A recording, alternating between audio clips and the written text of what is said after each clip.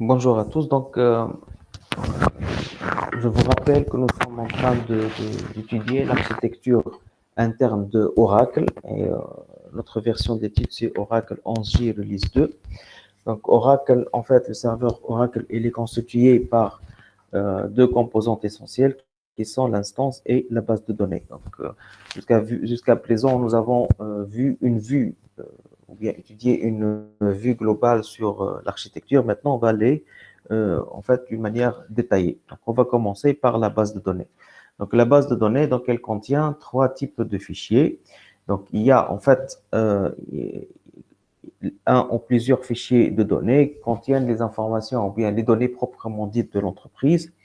Au minimum, un fichier de contrôle. Donc, les fichiers de contrôle donc, contiennent des informations de contrôle relatives sur la base de données et au minimum deux groupes de fichiers de journalisation. Donc, les fichiers de journalisation enregistrent toutes les modifications apportées à la base de données. Bon, il y a aussi la présence de fichiers de journalisation archivage, c'est l'archive des fichiers de journalisation qui ne font pas partie de la base de données. En fait, comme ce sont des fichiers en fait, ils ont une taille bien précise. Donc, dans le cas où ces fichiers sont pleins, donc on peut activer les fichiers de journalisation pour ne pas perdre l'information. Voilà. Dans ce cas, donc, on va activer d'ailleurs par la suite les fichiers de journalisation archivés.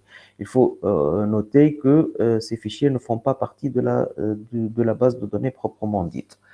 Évidemment, donc, on va manipuler les fichiers Oracle qui sont des fichiers binaires, c'est-à-dire qu'on peut accéder à ces fichiers via les requêtes SQL. Alors, on va commencer par le fichier de contrôle. Un fichier de contrôle, donc, il va contenir les informations sur l'état de la base de données et notamment donc, le nom de la base de données, la date et l'heure de la création de la base de données et il contient surtout le nom et l'emplacement, c'est-à-dire le chemin d'accès et taille des autres fichiers de la base de données, c'est-à-dire les fichiers de données et les fichiers de journalisation. Il contient aussi les informations relatives au numéro de séquence du groupe actuel relatif au fichier de journalisation. Chaque groupe, en fait, parce qu'on va voir que les fichiers de journalisation sont organisés en groupes, donc il contient en fait des informations sur en fait à quelle position au niveau on est arrivé au niveau fichier au niveau groupe de fichiers de journalisation et chaque groupe donc il a un numéro de séquence bien particulier. Donc, on va voir ça lorsqu'on va étudier par la suite les fichiers de journalisation. Et aussi, il y a les informations sur le point de reprise ou bien checkpoint. Donc, c'est quoi un point de reprise? C'est une position dans les fichiers de journalisation qui permet de savoir la séquence courante au niveau de ces fichiers-là. On va voir aussi que ce fichier permet de, en fait, euh, les fichiers de journalisation donc permettent de récupérer l'instance dans un état cohérent suite à une panne quelconque à partir du point de reprise. Alors, pour enchaîner, c'est-à-dire, bon, je vous dis après, donc une fois donc l'administrateur, il va lancer l'instance et la base de données. Donc, la base de données, une fois elle est ouverte, c'est-à-dire en mode open, que se passe-t-il? Donc, à partir de fichiers paramètres, le Oracle va lire en fait le contenu des fichiers de contrôle. Fichier de contrôle, il contient surtout les chemins et les chemins d'accès et les noms des autres fichiers qui sont les fichiers de données et fichiers de journalisation. Donc, en fait, à partir des fichiers de contrôle, on peut accéder à la base de données. C'est-à-dire que le premier accès va être réalisé à travers le fichier de contrôle. Évidemment, si Oracle n'arrive pas à lire le fichier de contrôle, donc la base de données ne peut pas être ouverte.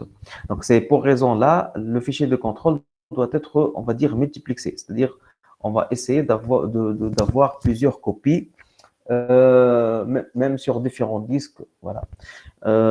Juste pour vous montrer, je peux vous montrer que à partir du fichier paramètre init, voilà, il y a ici voilà, le chemin d'accès des fichiers de contrôle. C'est-à-dire, lors de démarrage, il va lire le contenu du fichier de contrôle. Là, on trouve qu'il y a deux fichiers de contrôle, c'est-à-dire deux versions.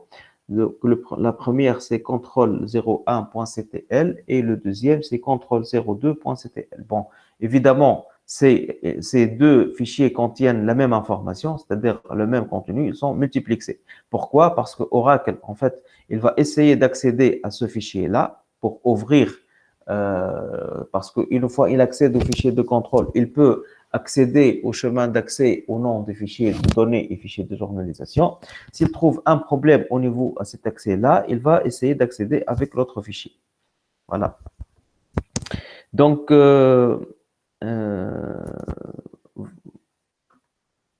voilà. Donc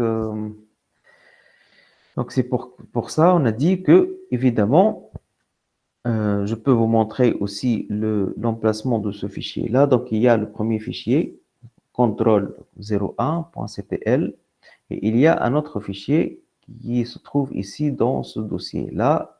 Voilà, et contrôle02.ctl. Bon, ces deux fichiers contiennent la même information. Donc, en fait, Oracle, il va essayer d'accéder via le premier fichier. S'il trouve un problème d'accès, il va essayer de voir avec le deuxième fichier.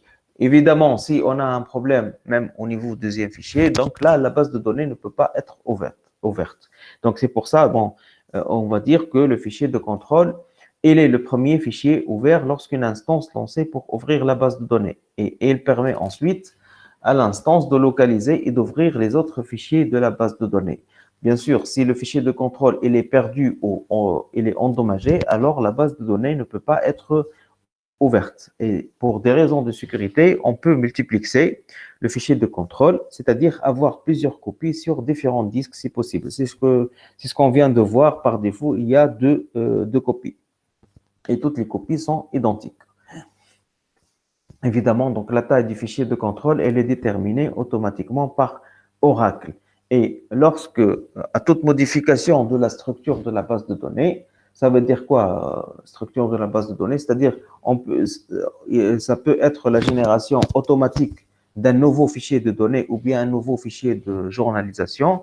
On va voir qu'automatiquement, leur chemin d'accès et leur nom vont être enregistrés dans, les fichiers de contrôle. Et c'est d'une manière automatique. Donc, pour chaque modification de la structure de la base de données, toutes les copies du fichier de contrôle sont automatiquement mises à jour par Oracle. Bon, on peut visualiser, donc on vient de visualiser les deux fichiers, mais on peut, à travers une requête SQL, voilà, de visualiser les deux fichiers. Voilà. Select name from $control file. Donc, vous allez avoir les deux fichiers contrôle 01.ctl, donc le chemin d'accès, et l'autre contrôle 02.ctl. Bon, on peut le faire aussi avec le SQL Developer, la même chose. Bon, ça, j'ai fait un imprime écran sur l'emplacement des deux fichiers. Maintenant, je vais passer au fichier de journalisation. Ça va au niveau fichier de contrôle, vous avez compris? Oui, monsieur. Maintenant, on va passer au niveau fichier de journalisation. Alors, c'est quoi l'objectif de l'utilisation des fichiers de journalisation? Comme on a dit, donc, les fichiers de journalisation vont être créés automatiquement lors de la création de la base de données et ils vont conserver toutes les modifications successives apportées à la base de données. D'ailleurs, on les appelle journaux de transaction de la base de données. C'est-à-dire, dans les fichiers de journalisation, on va trouver toutes les modifications apportées à la base de données. Donc, c'est-à-dire toutes les mises à jour. Quand on dit mise à jour, ça veut dire les transactions. C'est pour ça qu'on dit que journaux de transaction de la base de données. On va voir qu'ils sont utiles pour la restauration de l'instance après un arrêt anormal suite à une panne quelconque. D'accord? On appelle ça panne système. D'accord? Un exemple de panne système, le shutdown abandon, c'est un type de panne système. D'accord? Et on va voir qu'ils permettent la récupération des données si un fichier de données est endommagé ou il est perdu suite à une éventuelle modification, panne disque. Donc, dans les deux cas, on va voir que suite à une panne système ou bien panne disque, donc on peut récupérer les informations à partir de fichiers de journalisation. On va voir ça. D'ailleurs, ils sont très importants pour la sécurité de la base de données. Maintenant, au niveau organisation. Comment ils sont organisés? D'ailleurs, c'est ça, on les symbolise comme ça. Pourquoi? Parce qu'ils sont organisés sous forme de groupes. Voilà, ici, on a 3 groupes, par exemple. Et sous forme de groupes, et dans chaque groupe, on va trouver des membres. Voilà. La configuration minimale, c'est avoir au minimum 2 groupes et un membre par groupe. Le fait d'augmenter, bon, le nombre de membres par groupe, c'est comme dans le cas du fichier de contrôle, on a fait le multiplexage. C'est-à-dire, ici, membre 1.a, membre 1.b et membre 1.c contiennent la même information. C'est-à-dire, c'est un fichier qui est duplexé sur différents disques. Pourquoi? Pour ne pas perdre de l'information. La même chose pour ici le membre 2. Mais au niveau configuration minimale, c'est-à-dire que je dois avoir au minimum un membre par groupe et 2 groupes. Voilà. Et chaque groupe, il a un numéro de séquence bien spécifique. Voilà. D'accord?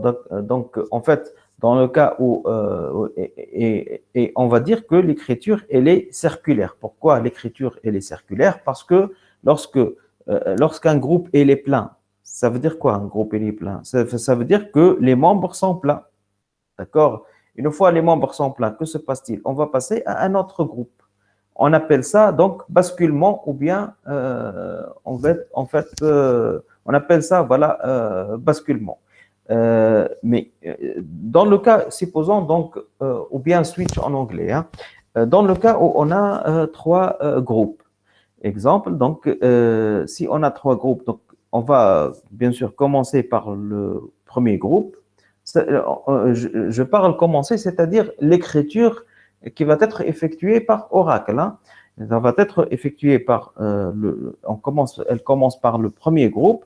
Une fois il est plein, donc il y a un switch et on va passer au deuxième groupe. Dans le cas il est plein, donc il y a un autre switch et on va passer au troisième groupe. Dans le cas où le troisième groupe est plein, donc on va revenir au premier groupe. C'est ça. Donc c'est pour ça on va dire que l'écriture elle est circulaire. C'est ça.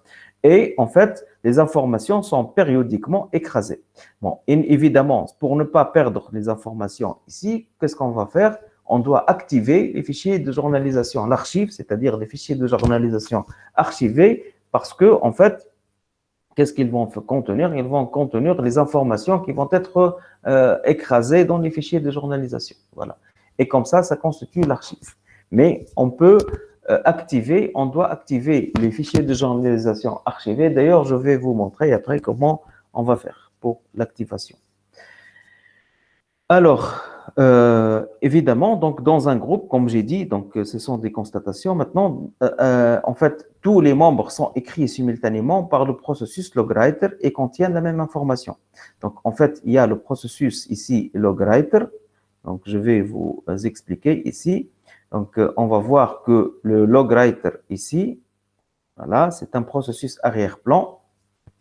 Il va écrire le contenu du read log buffer, c'est en fait la mémoire de travail qui travaille avec, bien sûr, avec les fichiers de journalisation.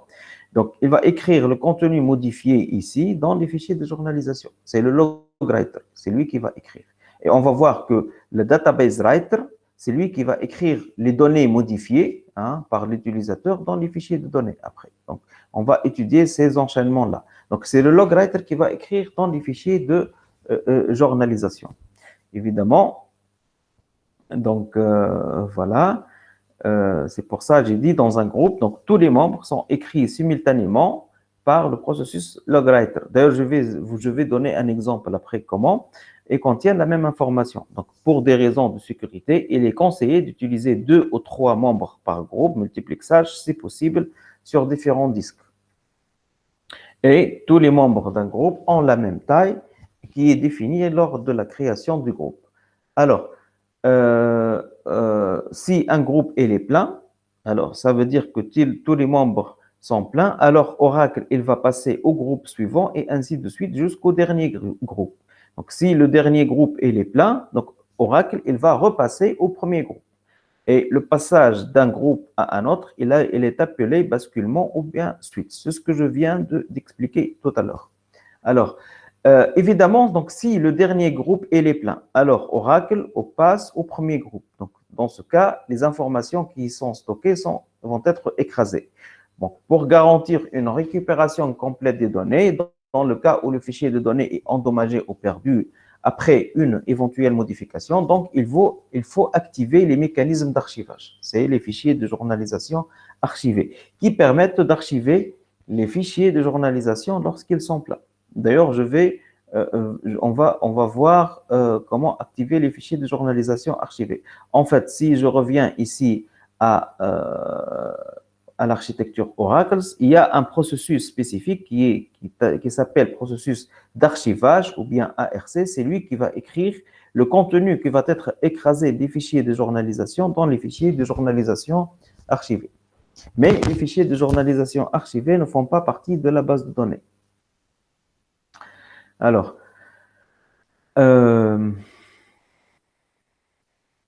voilà.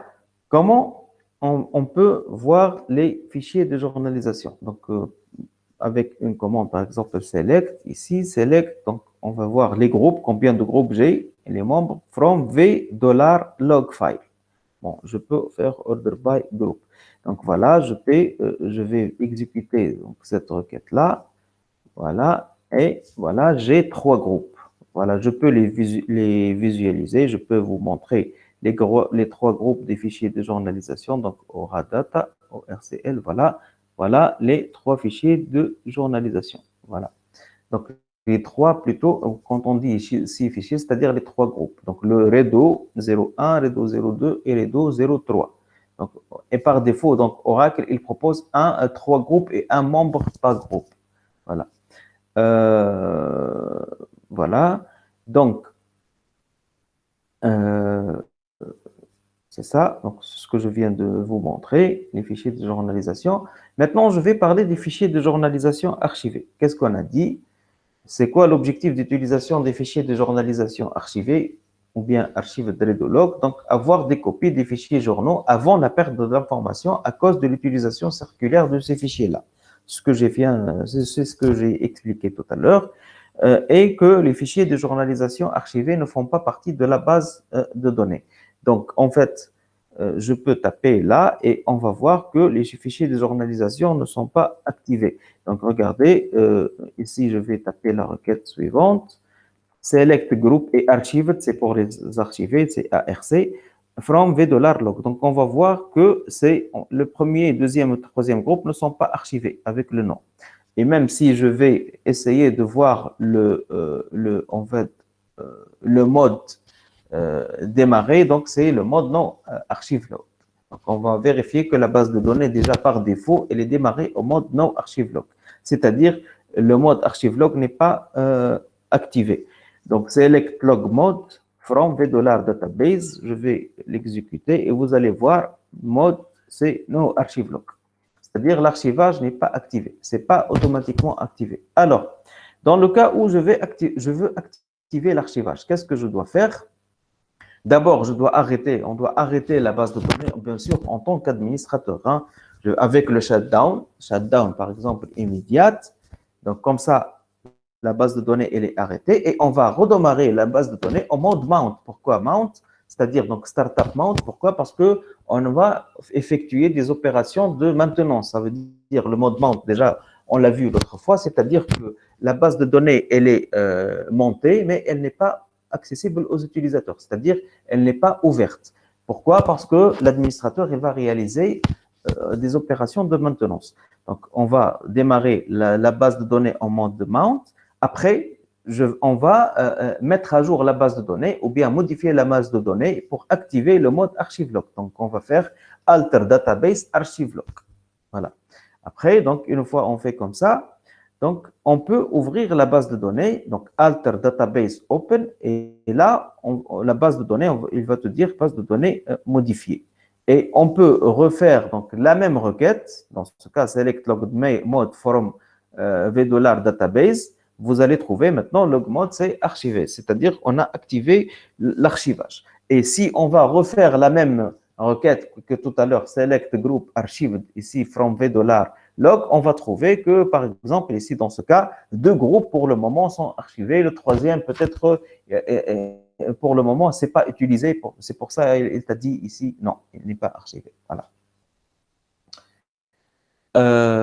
D'ailleurs, bon, voilà, et on peut visualiser en fait que si je tape après cette commande-là, archive log list, par exemple, donc je vais trouver que l'archivage automatique il est activé.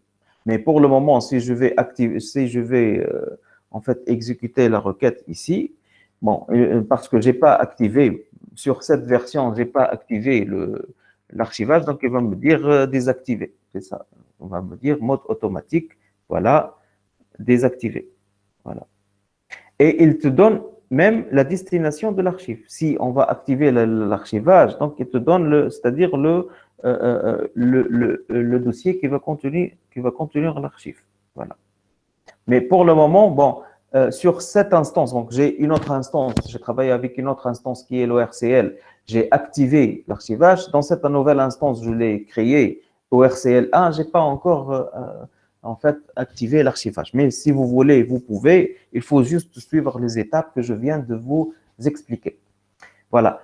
Maintenant, j'ai terminé avec les fichiers de journalisation et fichiers de journalisation archivés. Est-ce que ça va jusqu'à présent? J'ai des questions. Oui, très bien. Le fichier de journalisation, est-ce que moi, on a trois groupes, d'accord? Ouais. Deux groupes ou trois membres. في وسط trois معناتها لا في كام؟ الاكزامبل اللي حطيته هنا في الاكزامبل اللي حطيته لهنا وي دو جروب 3 ممبر في الاكزامبل اللي حطيته لهنا اللي صورته اي نجم نعمل اكستنسيون في النمبر نتاع الجروب. بيان سور اي سي planifié dès le départ معناتها فهمت en tant qu'administrateur tu peux oui d'ailleurs Oracle déjà il planifie par défaut 3 groupes et un membre par groupe ومسيو نجم نزيدوا ممبر في كل جروب مثلا. bien sûr اي c'est sûr D'accord, merci. علاش c'est pour des raisons يعني pour de sécurité. Pour le cas, c'est la même logique que les fichiers de contrôle. C'est pour augmenter la sécurité. Un membre, c'est un fichier finalement. Il y a un certain moment, problème d'accès. Avec un problème d'accès, c'est-à-dire, bien sûr, on ne peut pas accéder toujours à l'information. C'est ça. Donc, le multiplexage, l'objectif, c'est pour augmenter la sécurité. Si j'ai un problème d'accès au niveau d'un fichier, je vais tenter la chance avec un autre fichier qui contient la même information, bien sûr. D'accord. Bien. Donc, sauf les fichiers de contrôle, fichiers de données. Maintenant, on va terminer donc la base de données avec les fichiers de contrôle, fichiers de journalisation. Maintenant, on va terminer avec les fichiers de données. Fichier de données, bien sûr, c'est quand on dit fichier, c'est unité physique de stockage. Mais c'est au niveau physique. Hein. Donc, fichier de données, ils contiennent toutes les données relatives à la base de données. Les données de l'entreprise, on va dire. Évidemment, ce sont les fichiers les plus volumineux de la base de données. Donc, l'objectif de tout ça, c'est exploiter les données de l'entreprise. Donc, c'est normal que ils sont les plus volumineux dans la base de données. Comme en fait, il y a deux points de vue. Il y a l'unité logique, l'unité physique de stockage et l'unité logique de stockage. Donc, en fait, les données sont physiquement stockées dans des fichiers de données, mais logiquement, elles sont organisées dans ce qu'on appelle la notion de tablespace. Tablespace, c'est organisé, en fait, c'est un emplacement là où on va faire l'organisation logique de stockage. Donc, dans les tablespace, on va trouver les objets, c'est-à-dire les tables, les synonymes, les séquences, les index et les clusters. Alors, bon, ici, je vais expliquer pour dire que, en fait, nous, en tant qu'utilisateurs, on ne peut pas manipuler le niveau physique de données. On ne manipule que le niveau logique de données. C'est par analogie, c'est comme le système d'exploitation et architecture des ordinateurs. Donc, nous, on utilise en fait le matériel via donc l'interface qui est le système d'exploitation. Donc, nous, on fait juste la requête au système d'exploitation et le système d'exploitation, à travers son noyau, il va traduire la requête vers le matériel. Donc, c'est lui qui va assurer la communication avec le matériel. Ici, c'est la même chose. Nous, on va pas, en tant qu'utilisateur, on va pas donc exploiter les fichiers de données.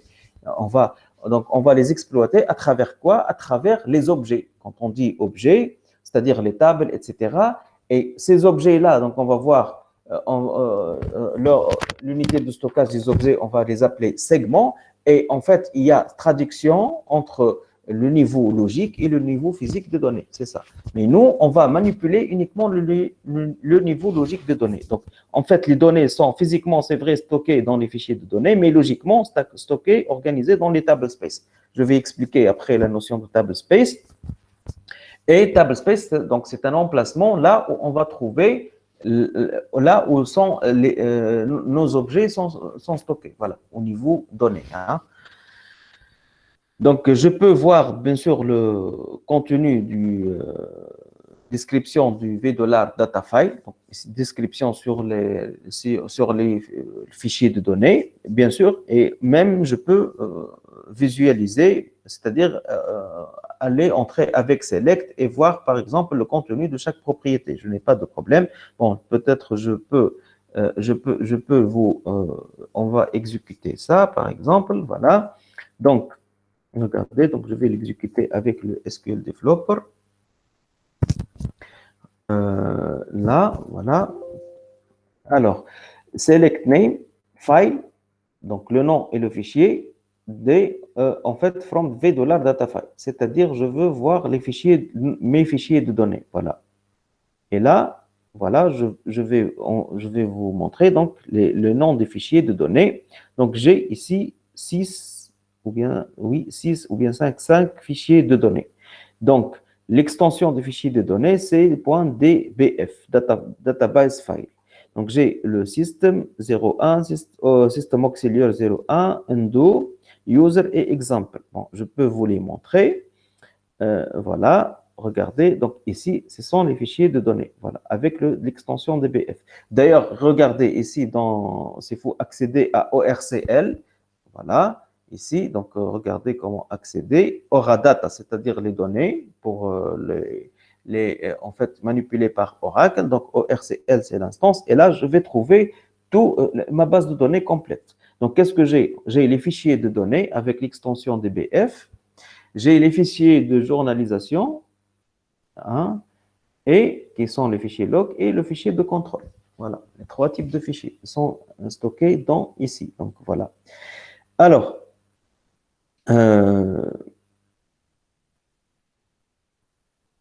voilà. Bon, j'ai fait un imprime écran pour vous montrer l'existence des fichiers de données. Donc, c'est quoi un table space? Donc, maintenant, je vais expliquer la notion de table space. Donc, c'est une unité logique de stockage. Et on va manipuler les stockages. Donc, table space, donc, il va correspondre à un ou plusieurs fichiers physiques. Donc, c'est-à-dire les fichiers physiques, tous les fichiers physiques, en fait, ou bien certains fichiers physiques vont être organisés dans un emplacement au niveau logique qu'on appelle table space. Voilà. Table space, donc, si, bien sûr, un table space il est créé, alors des fichiers physiques sont également créés pour contenir ces données-là. Donc, il y a une correspondance entre table space et fichier physique. D'ailleurs, je vais vous montrer juste après les table space existants, voilà, dans Oracle par défaut. Hein. Bon, on dit un table space, il n'y a pas une table hein, space. Une base de données, donc, elle va comporter au minimum 2 fichiers de données correspondant à 2 table space réservés pour Oracle, qui sont le table space system, qui est utilisé pour les fonctionnalités principales de la base de données. Donc, le Table Space System, on va voir qu'il va contenir le dictionnaire de données. Après, je vais expliquer ça veut dire quoi le dictionnaire de données Oracle. Et il y a le Table Space System auxiliaire qui est un système auxiliaire. Donc, en fait, c'est un appui au Table Space System. Et en fait, il est utilisé comme Table Space par défaut afin de réduire la charge à système. Donc, c'est auxiliaire à système. Voilà. En cas de besoin, c'est-à-dire, je vais accéder à Table Space System auxiliaire. Alors, donc, en fait, il y a une correspondance, comme j'ai dit, entre le niveau logique et le niveau physique de données, d'une base de données. Donc, nous, on va manipuler le niveau logique. Ça veut dire que les données sont logiquement stockées dans les table space, mais réellement dans les fichiers de données. Mais il y a une correspondance entre table space et fichiers de données. Donc, table space, il peut contenir les données d'un ou plusieurs fichiers de données. Voilà. Donc, ça, on appelle le point de vue logique et point de vue physique. Alors, la structure logique de la base de données et la structure physique. Donc, la base de données, logiquement, elle va contenir un ou plusieurs table space. On va voir maintenant, table space, qu'est-ce qu'il contient? Donc, il est organisé sous forme de segments. Segments, donc segment, on va parler de segments de table, d'index, etc., de vue, etc. Et le segment, c'est un ensemble d'extensions et l'extension, un ensemble de blocs. Voilà. Bon, je vais expliquer et revenir sur ce schéma juste après. Après, bon, je vais revenir sur ça. Hein. Et en fait, il y a correspondance. On a dit table space, ça correspond à un ou plusieurs fichiers physiques. Et le fichier, bien sûr, il y a aussi une correspondance. C'est quoi un fichier stocké dans le disque dur? Et le disque dur, c'est un ensemble de blocs. Donc, il y a le bloc physique. Donc, il y a une correspondance, on va voir, entre bloc logique d'Oracle et bloc physique du disque dur. Alors, au niveau organisation logique de données, qu'est-ce qu'on a dit? Les données, les fichiers de données sont organisés logiquement en blocs. C'est comme ici, normalement, vous avez étudié la gestion de la mémoire. Donc, en fait, dans le système d'exploitation, donc les données sont organisées sous forme de blocs. Il y a 3 niveaux de granulité. Donc, les blocs Oracle donc de données, c'est l'unité logique la plus fine. Bon, taille du bloc, ça peut être 4, 8, etc. kilos. Remarque, donc il y a une correspondance entre les blocs logiques de données avec les blocs physiques du disque dur. C'est ce que je viens de dire tout à l'heure. Et l'extension, donc, c'est un ensemble contigu de blocs alloués simultanément à un objet du schéma. Et on a aussi segment, qui est un ensemble d'extensions non nécessairement contigus, mais destinées à un même objet. Alors, exemple d'objet, table, index, séquence, synonyme, etc. Donc, ça, je vais dire une chose très importante, c'est que un objet, au niveau espace de stockage, ça va correspondre à un segment. Voilà. L'espace occupé par un objet dans un table space est désigné par un segment. Donc voilà, un objet, il correspond à un segment. Et table space, donc il va regrouper ensemble d'objets, donc c'est ensemble de segments. Je vais expliquer à travers un exemple, peut-être c'est plus facile à comprendre. Supposons que j'ai ce table space-là. Voilà. Table space, c'est quoi? Finalement, c'est un espace de stockage. Là, par quoi il est constitué? Donc, ensemble de blocs. Voilà. Donc là, ensemble de blocs de même taille. Et c'est l'unité logique la plus fine, c'est-à-dire je ne peux pas décomposer le bloc.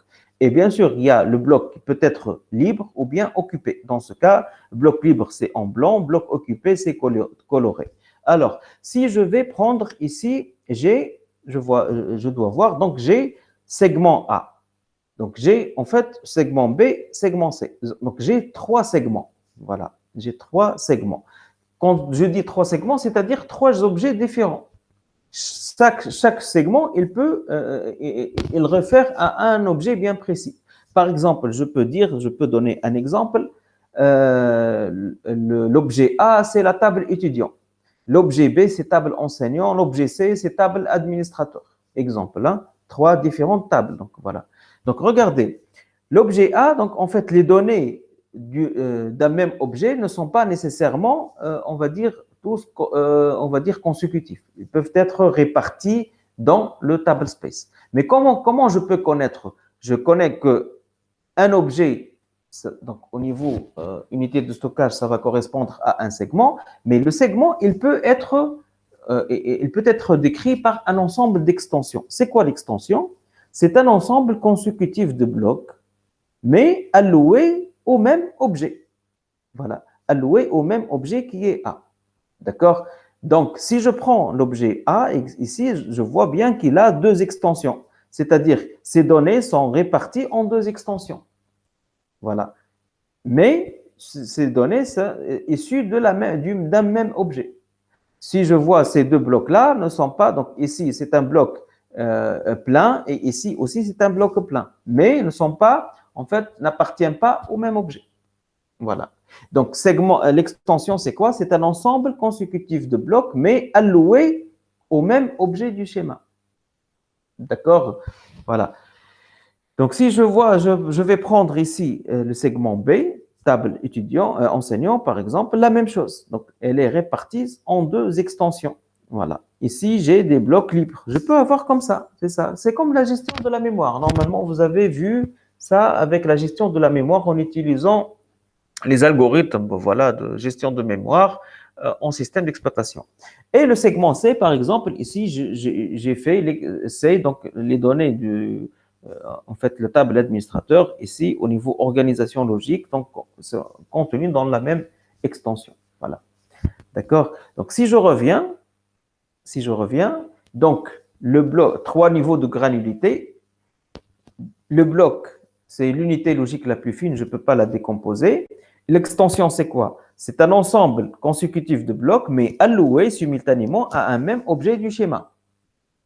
Et le segment, c'est quoi? C'est un ensemble d'extensions, comme l'objet, le segment A, tout à l'heure on a vu, il y a l'extension 1 et 2. Donc c'est un ensemble d'extensions non nécessairement contigus, c'est-à-dire ne sont pas consécutifs. D'accord? Ils peuvent être, on va dire, séparés. Hein? Mais ils doivent être destinés à un même objet. Donc ils vont décrire un même objet. Voilà. Donc, c'est la raison pour laquelle, donc, si je reviens ici, table space, donc, base de données, ça va être, j'ai en fait 6. Je vais revenir ici après juste que je fais l'exécution de la requête SQL. Je vais revenir ici pour vous expliquer hein, encore plus. Alors, donc, le segment, donc, l'espace occupé par un objet dans un table est désigné par un segment. Ça, c'est très important à savoir. Et le table space, il va regrouper l'ensemble d'objets, donc l'ensemble de segments. Comme ici, il va regrouper l'ensemble d'objets donc dans un même table space, c'est-à-dire l'ensemble de segments. Voilà. Alors, donc le bloc Oracle, c'est l'unité, l'échange entre les fichiers, mémoire, etc. Donc, la taille du bloc Oracle, généralement, on peut la trouver, on peut la faire la même taille que le bloc du système d'exploitation, ou bien ça va être un multiple de système d'exploitation. Avec le paramètre db block size, donc je peux connaître la taille en fait du bloc Oracle. D'ailleurs, si vous tapez show paramètre db block size, database block size, vous allez trouver par défaut c'est 8 kg.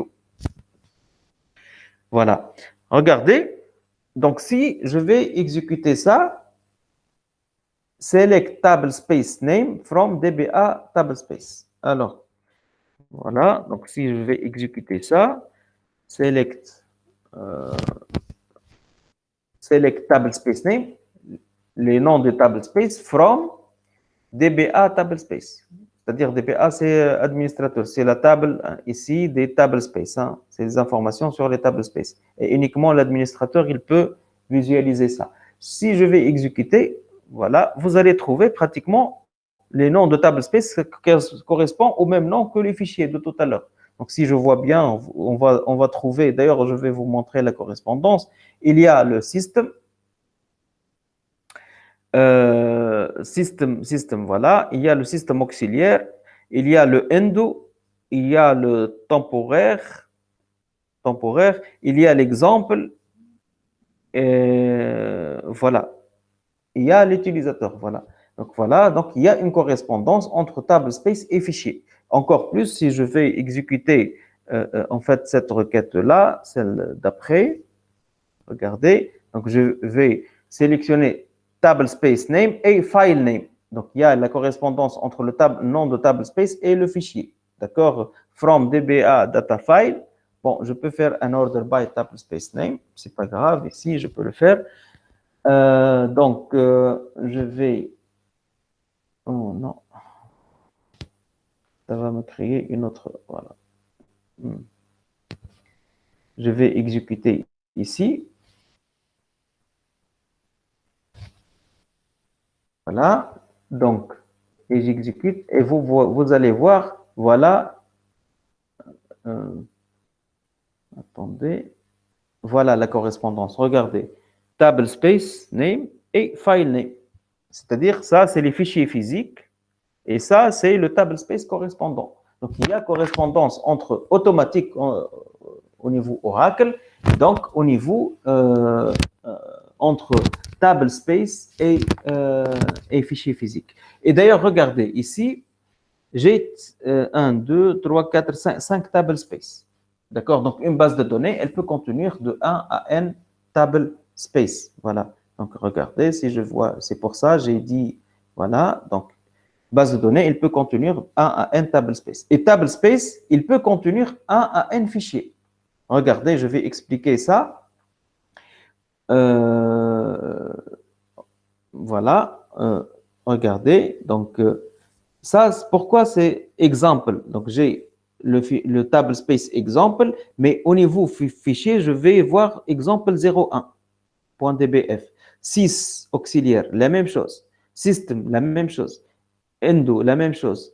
User, la même chose. Ça veut dire que, regardez, si par exemple, ce fichier, il est plein, donc ça va générer automatiquement exemple 02.dbf. Mais en fait, le tout, va être enregistré dans l'exemple, dans le table space exemple. Donc c'est pour ça on a dit que table space, il peut contenir plusieurs fichiers. Mais là, c'est pour dire que j'ai juste pour le moment juste un fichier. Mais je peux avoir plusieurs, mais commence avec exemple, mais finalement, au niveau logique, donc ils vont être dans le même table space. Voilà.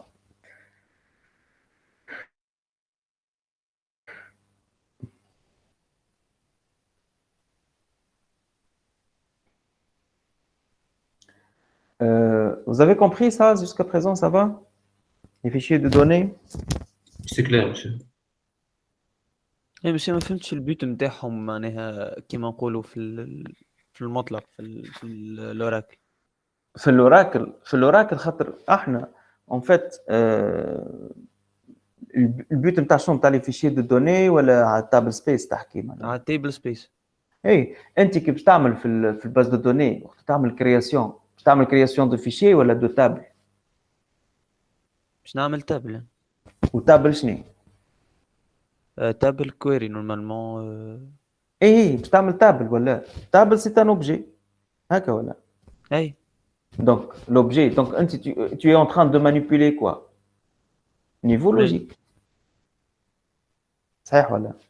دونك كل تابل كريي عندها Bien sûr. انت توا en tant que شو انا en tant qu'administrateur شفتوا هذوما ce sont les table space توا هو توا ايش قال لك هو tout à l'heure قال لك au minimum d'ailleurs هاي موجوده لهنا ما نعرفش رجعت لها ولا قال لك au minimum لازم يكون عندك دو table space par défaut في اوراكل اللي هو سيستم وسيستم اوكسيليير d'ailleurs هما موجودين سيستم وسيستم اوكسيليير. علاش؟ خاطر هذوما ريزيرفي للديكسيونير دو دوني اوراكل شفتهم هذوما. دونك هو ثم كوريسبوندونس ما بين فيشي فيزيك ولوجيك انت فهمت؟ معناها اون فيت جوست توا جوست ابخي كملت فيشي دو دوني باش تمشي نفهمكم لا نوسيون اش معناتها ديكسيونير دو دوني. داكور؟ دونك اون فيت les dictionnaires de données Oracle sont stockés dans le système. Essentiellement, mais en cas où elle est surchargée système, donc on va utiliser le système auxiliaire. D'accord? Mais regardez, ici par défaut, j'ai 6 ou bien 5 en fait table space, ou bien quand je dis file, c'est table space. En fait, une correspondance entre niveau logique et niveau physique. Là, one table space نجم تعمل multiple files monsieur. تنجم تعمل plusieurs tu peux faire d'ailleurs شفت اللي من بعد هذا ثم gestion de table space normalement شفت معناتها كي تقول gestion de table space ماهيش automatiquement correspondance avec gestion de fichier c'est ça هكا ولا فهمتك. d'accord ثم gestion de table space ثم ordre de création tout un ordre de création de table space راهو je peux ajouter en tant qu'administrateur, je peux créer d'autres table space. Mais bon, par contrainte de temps, مانيش باش نخدمها البارتي هذه تاع gestion de table space.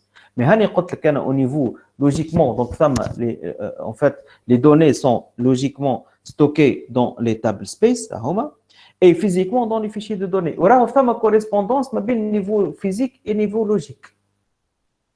D'accord? فهمتك monsieur.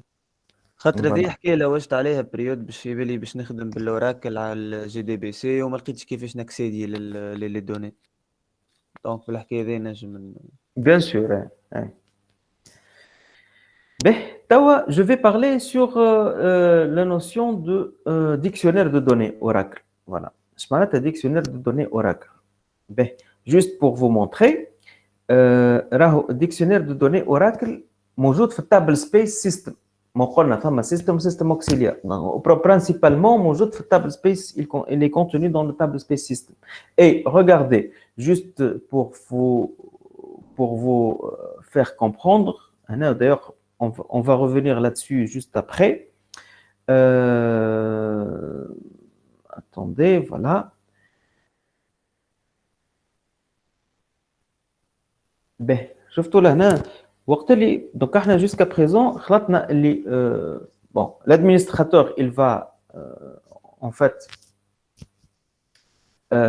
ouvrir l'instance, d'accord, et bien sûr la base de données elle doit être ouverte. Une fois ouverte, je vais saisir en fait le fichier, à partir du fichier paramètres, on va lire le fichier de contrôle pour voir les chemins d'accès des autres fichiers déjà.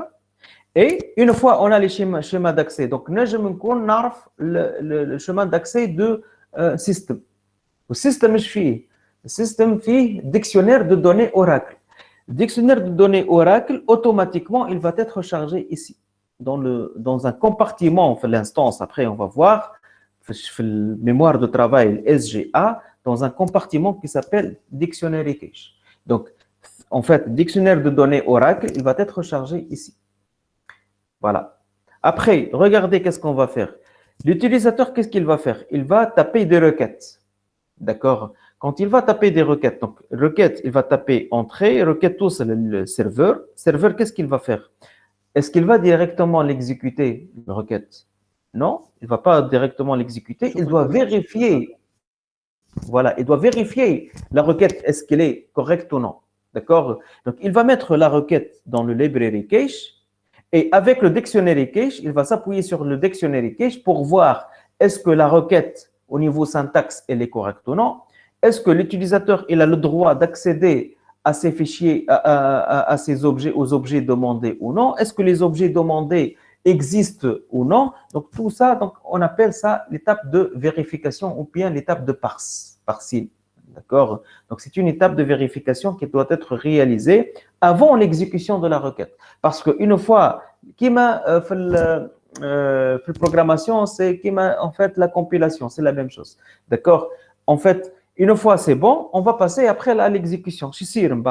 Le serveur, il va, donc à partir de requête client, le client, a une portion de base de données pratiquement. Donc, ça dépend de la requête client. Donc, il va accéder aux tables, au segment, le fichier de données, au segment de table pour en fait charger les données nécessaires ici dans le database Bifurcache. Et d'ailleurs, le phénomène, ce qu'on va voir petit à petit. D'accord, mais pour le moment, je vais parler sur le dictionnaire de données, qui est موجود dans le table space system et qui va être chargé une fois la base de données elle est ouverte. يعني ماشي حسب كلامك هو اليوتيليزاتور يعطي روكيت فيكس ما يهمش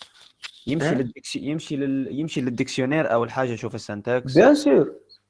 دونك الديكسيونير فيه لي زاناليزور كهو حسب هذا مش l'utilisateur l'utilisateur وقت اللي هو un simple utilisateur quand il tape entrée هذا كله pour lui c'est une boîte noire راهو ما يهموش فيه. اي نحكي لك انا معناها على الانفورماسيون تاع في البوات بلانش كي دخلت مشيت للديكسيونير اول حاجه معناها الرول نتاعو جوست سي اناليزور وكهو يبارسي ويعدي من بعد لشكون يعدي بعد اللايبراري كيتش وكهو الديكسيونير مش الديكسيونير هو اللي بارسي لا في الليبراري ليبراري كيش هي اللي فيها ستوك اون فا ستوكي لي ريزولتا داناليز وي في الليبراري كيش معناتها مي il s'appuie sur le dictionary cache d'ailleurs هما les deux sous mémoire شفتهم ils font partie de la même sous-mémoire اللي هي shared pool اللي هي في الانستون في الاس جي ا معناها en fait avec علاش هما حاطينهم مع بعضهم parce que en fait le library cache il s'appuie sur le dictionary cache on s'appuie هنا pour vérifier l'analyse pour faire l'étape d'analyse donc c'est oui analyseur finalement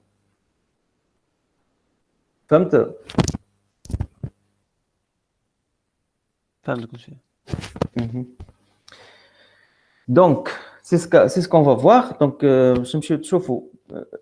même au niveau dictionnaire de données, je ne vais pas vraiment faire ma hajette, mais notre film trop en détail.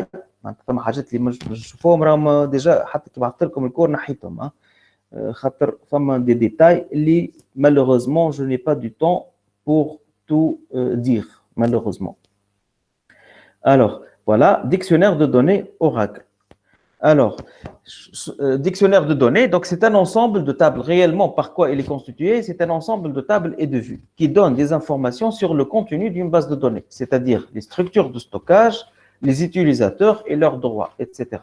Donc, les objets, c'est-à-dire les objets, donc en fait aussi des informations sur les objets, tels que table, index, etc. Le dictionnaire de données appartient à 6. 6, c'est vous allez connecter avec Oracle SQL Developer, donc vous allez mettre 6 mots de passe et en fait le rôle c'est 6 DBA. Donc 6, c'est-à-dire c'est l'administrateur, utilisateur donc particulier lié à l'administrateur. Et dictionnaire de données, comme j'ai dit, donc il est stocké dans le table space system. Évidemment, donc le dictionnaire de données, il est créé lors de la création de la base de données. Et il va être mis à jour par Oracle automatiquement lorsque les ordres LDD, donc c'est-à-dire create, alter et drop, sont exécutés. Donc en fait, il va être mis à jour automatiquement par Oracle. Et l'exploitation des dictionnaires de données va être effectuée avec Select. Voilà, bon, remarque importante, je viens de l'expliquer tout à l'heure. Donc, le dictionnaire de données est chargé dans la sous-mémoire de la SGA, Dictionary Cache du Shared Pool. Ça, je l'ai dit tout à l'heure. Alors, qu'est-ce qu'il contient, le dictionnaire de données? Donc, enfin, en fait, il contient les tables et vues du dictionnaire de données. Donc, il y a deux groupes de tables et vues dans le dictionnaire de données. Il y a les tables et vues statiques et tables et vues dynamiques de performance. Donc, tables et vues statiques sont basées sur de vraies tables et qui sont stockées dans le table space system et ils sont accessibles uniquement quand la base de données elle est ouverte. Tandis que les tables et vues dynamiques de performance réellement ne sont pas basées sur de vraies tables, mais sur des informations en mémoire, c'est-à-dire en mémoire de travail ou extraites du fichier de contrôle. Donc, remarque, c'est vu, mais on va les interroger comme si elles étaient de vraies tables. Or, réellement, ce n'est pas des vraies tables. Hein. Ce sont des informations extraites à partir de la mémoire. Et ce qui est particulier, c'est qu'on peut accéder à ces informations même si la base de données n'est pas ouverte. Donc, ça te demande bien sûr uniquement l'administrateur, il peut visualiser ça. D'ailleurs, table et vue dynamique de performance, l'accès تاعهم باش يكون $V هذيك. احنا déjà شفناها mais وقتها pour le moment ما احناش فاهمين pourquoi on utilise $, mais maintenant je l'ai expliqué parce que c'est une table et vue dynamique de performance, c'est-à-dire que réellement elles ne sont pas basées sur des vraies tables mais sur des informations extraites à partir du fichier de contrôle ou bien ces informations sont en mémoire et en fait ces informations sont accessibles même si la base de données n'est pas ouverte. Tandis que les tables et vues statiques ne sont accessibles réellement que lorsque la base de données elle est ouverte. Voilà. Donc, bon, je peux mettre select étoile from dictionary, je peux visualiser le dictionnaire de données, hein, Oracle. Voilà. Je peux trouver, bien sûr, $, vous voyez $, ici. Et donc, pour chaque table et vue, hein, il te donne un commentaire sur le fonctionnement de cette table et vue. Bon, select étoile from dictionary. Bon, pour voilà, les vues dynamiques de performance sont accessibles uniquement aux administrateurs et ils sont préfixés par le $. Donc, déjà, on a vu déjà $, instance, $, database, $, paramètres, etc. Voilà.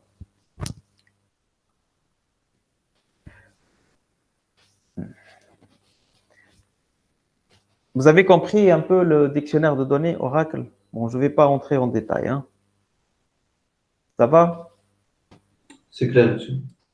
Mais maintenant, اللي vues يعملهم $, معناتها لا مش uniquement les vues dynamiques de performance. فما des vues statiques $, معناها vues dynamiques de performance. D'ailleurs, regardez, ها باش نقول لك باش تعرفهم انت كي تستعمل. d'ailleurs انا حطيت لك لهنا ما حبيتش ندخل trop en détail زايد معناها فهمت. شوف كي تعمل select étoile from dictionary شفت تو مثلا هذه c'est une vue statique.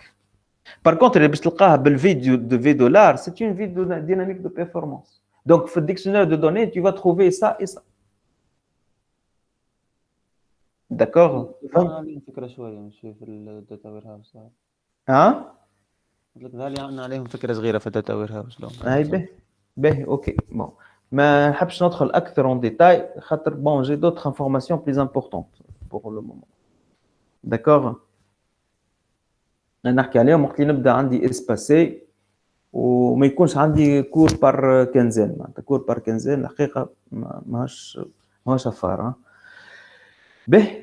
Maintenant donc on a vraiment donc détaillé le contenu de la base de données, on a compris normalement. Maintenant on va voir le contenu de l'instance, on va détailler le contenu de l'instance et on va bien sûr démarrer avec la SGA qui est la sous-mémoire. SGA, donc c'est une zone des mémoires partagée entre les processus de l'instance. Donc il y a, en fait, on a dit l'instance, elle contient une sous-mémoire qui s'appelle la SGA, qui est une mémoire partagée, et il y a un ensemble de processus arrière-plan et un ensemble de processus serveurs. Donc la SGA, elle va être partagée entre ces processus de l'instance qui sont un serveur et arrière-plan. Et éventuellement, la SGA, elle contient un ensemble de sous-mémoires. Elle est allouée au démarrage de l'instance et libérée lors de l'arrêt de l'instance. C'est-à-dire c'est analogue à la RAM. C'est une mémoire de travail. Évidemment, donc les paramètres de dimensionnement, on peut les visualiser via le fichier paramètres. Bon, je peux vous montrer après. Donc, il y a dans le fichier paramètres quelques paramètres ici. Donc, le database cache size, donc ce sont des paramètres de la SGA. Ici, Java pool size, Lars pool size, PGA, bon, SGA target, c'est ça. Donc, ce sont des paramètres qui permettent de démarrer. En fait, lorsqu'on va démarrer l'instance, on connaît pratiquement la taille de chaque compartiment de la SGA. Voilà. Donc, au niveau composant, bon, la SGA, donc, on va s'intéresser précisément à ces trois composants, mais il y a d'autres composants. Quels sont les composants de la SGA? Donc, il y a le database buffer cache, là où on va charger ce que j'ai expliqué tout à l'heure. Donc, c'est une mémoire tampon, c'est la cache de données dans laquelle Oracle va charger les blocs de données qui sont demandés par l'utilisateur. Il y a le readlog buffer, qui est une mémoire tampon pour l'enregistrement des modifications atomiques apportées aux données de la base de données. Donc là, ça va travailler avec les fichiers et segments de données, d'accord? Et le log buffer, c'est clair que il va travailler, bien sûr, c'est la mémoire de travail des fichiers de journalisation. Et il y a le shared pool, donc comme j'ai expliqué tout à l'heure, donc c'est une mémoire tampon qui contient deux zones mémoire. Donc, il y a le library cache et le dictionary cache. Voilà. Alors, il y a d'autres sous-composants de la SGA. Bon, je ne vais pas m'intéresser à ces sous-composants parce que, je vais m'intéresser uniquement aux trois premiers. Bon, mais je vais rapidement vous dire qu'il y a en fait une sous-mémoire Java Pool, c'est pour la machine virtuelle Java intégrée. L'Arch Pool, en fait, c'est une mémoire optionnelle utilisée pour la configuration du serveur partagé. N'oublions pas que en fait un processus utilisateur et un processus serveur, donc il y a deux modes de communication. Donc ou bien le mode de Didier, donc on a vu ça auparavant, c'est-à-dire on va planifier un processus serveur pour chaque processus utilisateur, ou bien on a le mode partagé, c'est-à-dire on va planifier un processus serveur entre différents processus utilisateurs. Donc, bien sûr, les configurations de ce partage vont être réalisées dans le large pool. Il y a le stream pool, donc c'est une zone là où les processus, en fait, serveurs et arrière-plan vont communiquer. Donc, il y a le passage d'informations va être réalisé avec à partir de stream pool. Donc, en fait, parce que les processus serveurs et arrière-plan ne travaillent pas d'une façon autonome. Donc, il y a en fait une certaine communication entre ces processus qui va être réalisée à travers le stream pool. Il y a d'autres, en fait, sous-mémoires comme le result cache Ici, ça veut dire qu'il est apparu à partir de la version 11, c'est-à-dire pour les anciennes versions, ça n'existait pas. Bon, c'est une cache pour le résultat des requêtes SQL et PL/SQL. Mais dans la suite, donc, bon, je vous ai montré ici les paramètres d'initialisation de ces sous-mémoires. Bon, dans la suite, je vais m'intéresser uniquement à ces trois sous-mémoires. Je vais commencer par le shared pool. Shared pool, donc, comme j'ai dit, c'est une mémoire tampon qui contient deux zones mémoire. Donc, il y a le library cache qui concerne le plan d'exécution des requêtes et le dictionary cache pour charger le dictionnaire de données Oracle. Alors, bon, il a un paramètre d'initialisation qui est shared pool. Donc, le library cache, qu'est-ce qu'il contient? Il contient les informations sur les ordres SQL et PL/SQL les plus récemment exécutés, c'est-à-dire le texte de l'ordre, sa version analysée, le plan d'exécution, etc. Si la requête elle est exécutée pour la première fois, alors Oracle stocke le résultat d'analyse, comme j'ai expliqué tout à l'heure, donc c'est l'étape de parse dans le library cache, puis exécute la requête. Mais si une même requête est de nouveau exécutée, alors Oracle est en mesure de la retrouver dans le library cache et l'exécuter directement sans refaire l'analyse. C'est-à-dire que si une même requête, si une requête qui va être exécutée pour la première fois, on doit faire, Oracle il va faire l'étape d'analyse, sinon, en fait, le résultat de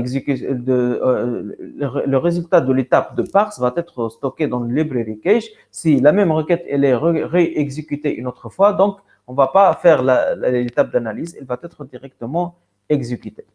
Donc, le dictionary cache, donc c'est quoi? Donc, au démarrage de l'instance, comme j'ai dit tout à l'heure, Oracle charge le dictionnaire de données dans cette mémoire-là. Donc, dictionnaire de données, il va décrire les informations, c'est-à-dire comme on a vu tout à l'heure, les tables et vues statiques et tables et vues dynamiques de performance. Donc, ce sont les informations relatives à la base de données, telles que la description. On va voir, en fait, le dictionnaire de données, il contient les descriptions des tables, la liste des utilisateurs, leurs privilèges, leurs droits d'accès, etc., les informations sur le stockage, etc. Donc, Oracle, il utilise le dictionnaire de données lors de la phase d'analyse, qui est l'étape de parse, pour vérifier que les objets demandés existent, que l'utilisateur il a le droit d'accéder à ces objets pour déterminer où sont stockés les objets, etc. Alors, au fur et à mesure de l'analyse, monsieur. Au fur et à mesure de l'analyse. D'ailleurs, je vais vous montrer à peu près exemple ici, je m'en un plan d'exécution. Donc, je vous en fait, voilà, plan d'exécution. Voilà. Pour exécuter une requête, Oracle il planifie à house. Regardez. Le plan d'exécution, ça veut dire comment il a accédé aux données. Donc, c'est un plan d'exécution. Le plan d'exécution, ça va être stocké dans le library cache. Si j'exécute une autre fois la même requête, c'est pas la peine, je vais pas passer. Donc, c'est masqué l'étape d'analyse. Et l'étape d'analyse, elle est masquée. Mais on doit passer par l'étape d'analyse. Mais une fois, je vais refaire la même requête, je n'ai pas besoin de faire... on ne va pas passer par cette étape d'analyse parce que déjà, elle est faite. On m'a dit que l'ordre d'exécution, l'étape d'analyse, c'est OK. On peut exécuter la requête. Sinon, il va te dire, bon, privilège insuffisant, ou bien objet inexistant, ou bien, bon, il va avoir ce type de message. D'accord? Famto? C'est bon? C'est bon aussi. Maintenant, je vais parler au niveau de database buffer cache ou bien la cache de données.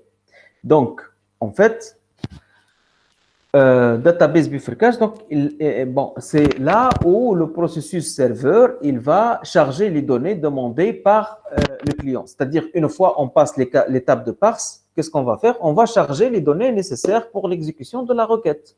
Pour l'exécution, alors ça peut être lecture ou l'écriture, mais je ne peux exécuter que lorsque la première étape avant d'exécuter, c'est je dois charger les données. Voilà, les données vont être chargées dans le database buffer cache. Alors, donc c'est une sous-mémoire. Et là, Oracle, il planifie 4 types de blocs. C'est-à-dire, c'est un espace réservé et il va planifier pour cet espace-là un espace réservé pour les tables. Donc voilà, il y a un database bifurcage. Donc il va planifier un espace réservé pour les blocs de table, un espace réservé pour les blocs d'annulation, un espace réservé pour les blocs d'index et pour les blocs temporaires. Bon, pour les blocs de table, généralement, on va manipuler les objets sous forme de table ou la vue, etc. Annulation, pourquoi? Parce que pour éventuellement, dans le cas où on veut faire un rollback pour récupérer les anciennes valeurs, les index, pourquoi? Parce que, bon, dans le cadre, si on va utiliser, donc, dans le cadre d'une entreprise, donc, une base de données, fait en fait plusieurs lignes d'information. Ça peut être des milliers et même jusqu'à des millions de lignes d'information. Pour accélérer la recherche, donc, on doit utiliser les index. Donc, il y a des espaces réservés pour les index et espaces de blocs temporaires pour réaliser des fonctions, on va dire, complexes. Hein.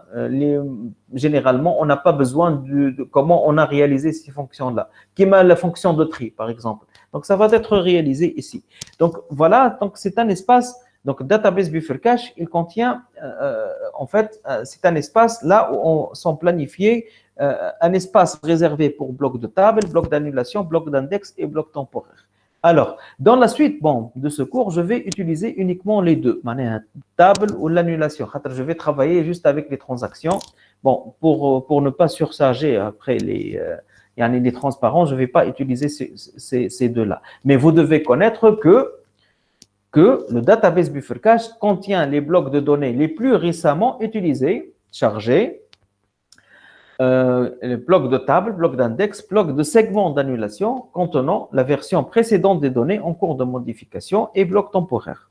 Bon, les blocs de données sont chargés dans le database buffer cache par les processus serveurs et sont écrits dans les fichiers de données par les processus database writer.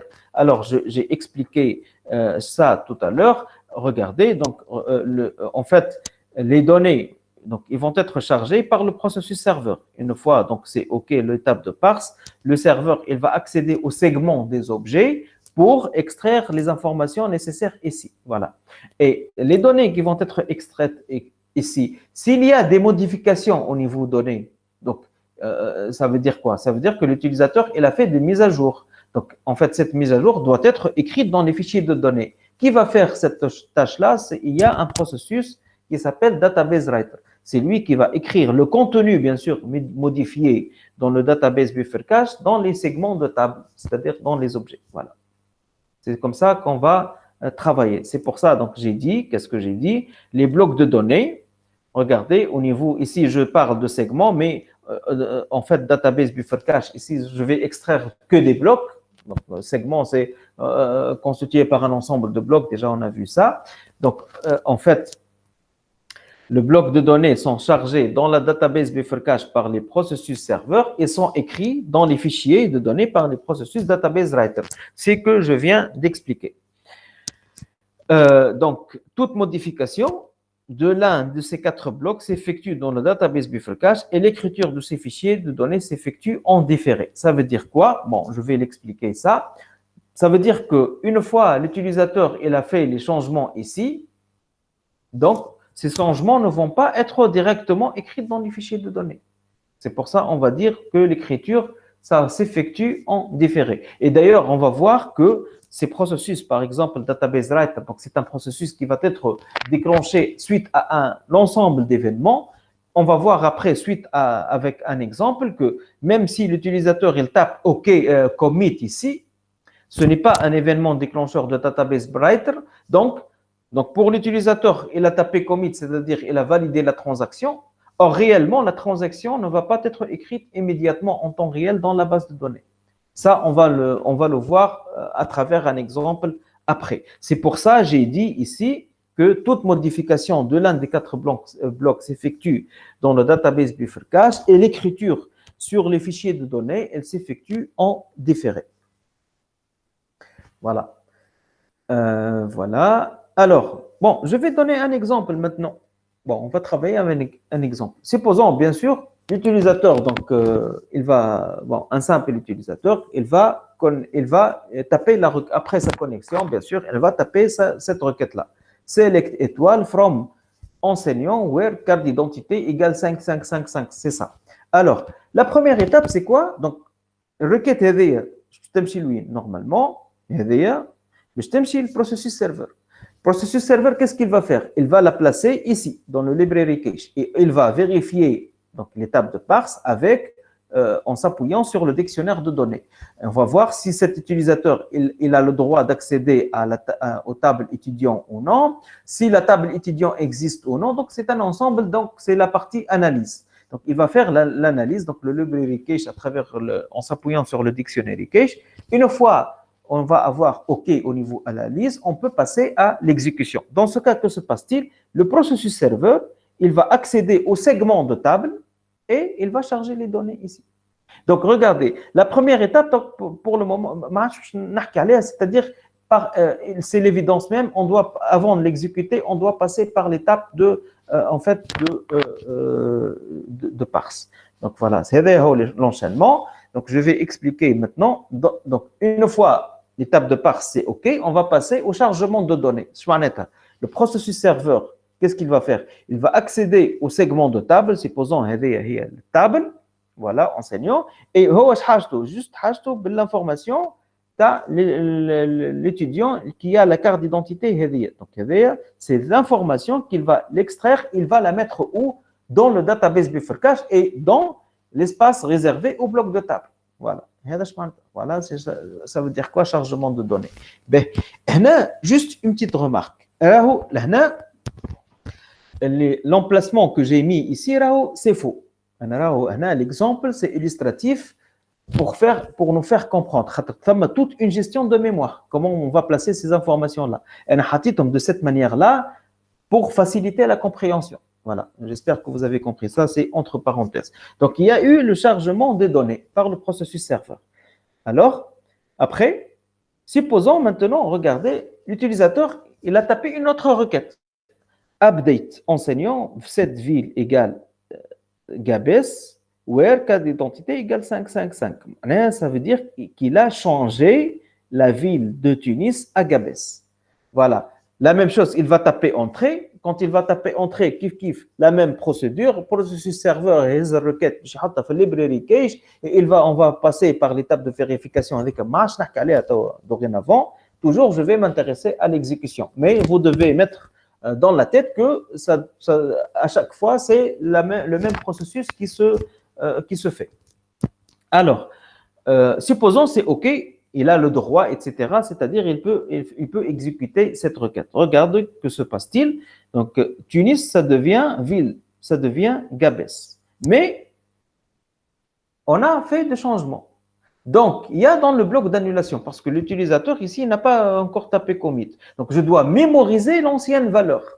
Donc, j'ai dans le bloc d'annulation, je vais mettre, bien sûr, on va mettre ville Tunis, c'est-à-dire l'ancienne valeur, c'est Tunis. Mais maintenant, on a changé. Et l'utilisateur. rollback هذا monsieur.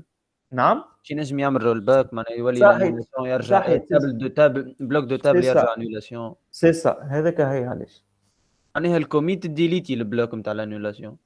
الكوميت oui. البلوك تاع l'annulation. Oui. Oui. D'accord. ولا ترشيفيها هذاك هو السؤال اسكو تفسخ ولا ترشيفي. الكوميت وقت هنا التاب كوميت وقت اللي التاب كوميت بون تنجم تكون ما هو اسباس هنا ريزيرفي هكا ولا بون هنا معناها اون فيت باش يحط ايفيدامون تحكي فهمتك على الارشيفاج تحكي انت فهمتك الارشيفاج مش هنا باش تكون معناها مش هنا ما يذيعش البلوك دانيولاسيون. لا هنا مش سي با ا سو نيفو لا وقتها وقتاش هذايا نجاوبك عليه وقت اللي نحكي لك من بعد على الفيشي دو جورناليزاسيون ريدولوج بيفر. باهي ماشي داكور معناها هنا سي با ايسي معناها كو جو مانتيريس تضيع ولا ما تضيعش لا بعد في لي بلوك دو جورناليزاسيون في الريدولوج بيفر دونك جو في تو ريبوندر ا سيت كيستيون لا. باهي باهي ماشي. خاطر شفتوا le même exemple باش نخدم بيه باش نكمل بيه توا après. D'accord? Donc voilà. Donc pour le moment, allez, je vais en mémoire. L'utilisateur, bien sûr, il va taper en fait commit. Il va taper commit, c'est-à-dire il va valider. Bah, je t'écris bien sûr sur base de données, mais ça va taper rollback, ça va pas être écrit dans la base de données. Donc je vais revenir remettre l'ancienne valeur. Donc dans le bloc d'annulation, j'ai toujours l'ancienne valeur. Voilà. Voilà, donc évidemment, donc dans des constatations, database buffer cache, c'est la cache de données. Les données ne sont accessibles en lecture ou en écriture qu'après avoir été chargées par le processus serveur dans le database buffer cache. Donc première étape, donc après l'étape de parse, c'est le chargement des données par le processus serveur dans le database buffer cache. Évidemment, donc en fait c'est faux, le placement. Tout un algorithme normalement système d'exploitation, donc gestion de mémoire, l'algorithme LRU, list recently used, normalement le système d'exploitation, c'est lui qui va permettre de gérer cette cache là. D'accord? Voilà. Donc, la taille du database buffer cache, elle est finie. En cas de besoin, Oracle supprime du cache les données les plus anciennes utilisées. Bon, il y a en fait les paramètres d'initialisation de ce cache-là. Maintenant, je vais passer au read log buffer. Read log buffer.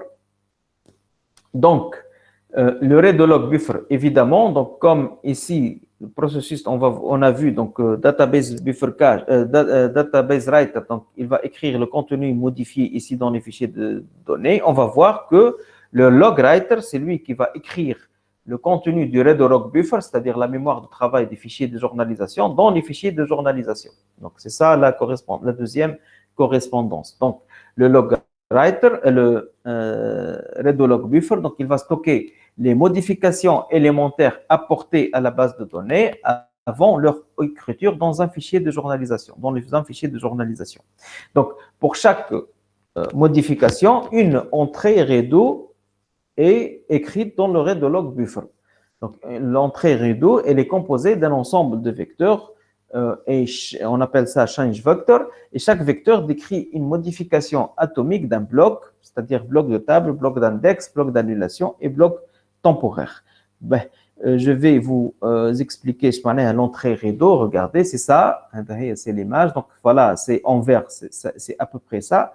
L'entrée redo, donc elle est composée par 4 types de vecteurs. Donc, et chaque donc entrée, elle contient donc une information en fait mise à jour élémentaire réalisée sur le bloc de table, ou bien bloc d'index, ou bien bloc d'annulation, ou bien bloc temporaire.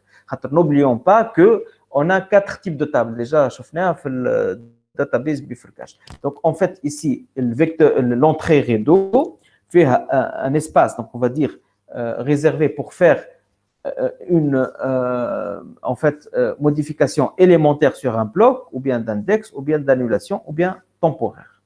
Donc voilà, l'entrée redo. Donc voilà, je vais revenir. On a dit voilà. Une entrée redo, elle est composée d'un ensemble de vecteurs. Chaque vecteur décrit une modification atomique d'un bloc, c'est-à-dire élémentaire d'un bloc, ou qui m'a bloc de table, bloc d'index, bloc d'annulation et bloc temporaire. On va voir que la nouvelle et l'ancienne valeur seront enregistrées par le processus logwriter dans les fichiers de journalisation. Ainsi, les segments de table, les segments d'index, les segments d'annulation et les segments temporaires sont protégés par les fichiers de journalisation. Je vais expliquer ça à travers l'exemple. Donc voilà. Regardez. On s'est arrêté comme ça. Voilà. Ça veut dire quoi? Qu'est-ce qu'il y a eu ici? Donc, automatiquement, fait la première requête. Est-ce qu'il y a la génération d'une entrée redo? La réponse est non. Mise à jour. Mais la deuxième, oui, fait la mise à jour. Donc, ça va être généré automatiquement, regardez, dans une entrée redo. Qu'est-ce qu'il contient? Le bloc de table, donc, elle va contenir Gabès, ou le bloc d'annulation, elle va contenir Tunis. Voilà. علاش السيليكت هكا فيها بلوك دو تابل، علاه ما يدخلش بلوك دو تابل بركة في الريدو؟ شنو هو؟ select السيليكت هيك تعمل بلوك دو تابل من الأول. تحكي على هذه. أي سيليكت تخلق بلوك دو تابل أما من غير بلوك لا، دانيماسيون، مش علاش ما قلنا تدخلش احنا في ريدو؟ نعاود نذكرك.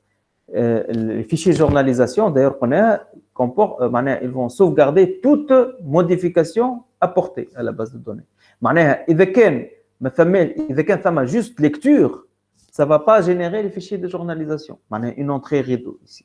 فهمت. معناها l'entrée rideau, elle va se générer uniquement quand il y a l'existence de en fait fichiers de mise à jour. موديفيكاسيون. ايوا موديفيكاسيون تاش معناتها اوترومون دي كان تقعد اليوتيليزاتور يعمل يونيكمون سيليكت ريتها البارتي هذه ماش باش تخدم ديما ماش باش تخدم داكوغ خاطر هذه elle ne fonctionne que suite à une modification. وداير تنشوفوا هذاك علاش نقولوا احنا وداير قلت لكم اوبارافون من معناها او ديبي ما نجمش نعاود نقول وقتها بتاتخ ما تفهمونيش يعني au niveau gestion de la base de données. Donc la mise à jour, c'est la chose la plus délicate في la base de données. خاطر هي elle va évoluer la base de données. لازم تكون تمشي من état cohérent vers un nouveau état cohérent la base de données. Donc en fait, l'entrée rideau, déjà les fichiers de journalisation وقت اللي حكينا عليهم قلنا ça va comporter uniquement toutes modifications apportées. Donc c'est par analogie. En fait, l'entrée rideau, qu'est-ce qu'on a dit? Voilà. Redoloc, buffer stocke les modifications élémentaires apportées à la base de données. Donc, uniquement les modifications élémentaires apportées à la base de données. Donc, avec علاش donc إذا كان نرجع تنشوف لهنا عندي qu'est-ce que j'ai finalement? J'ai l'ancienne valeur, l'ancienne valeur et la nouvelle valeur تكون موجودة في l'entrée rideau. وبعد هذه bien sûr l'entrée rideau تنشوفوها هي elle va être écrite par le log writer dans les fichiers de journalisation. وهذا يكون جاوبتك على الكيستيون تاع قبيله tout à l'heure.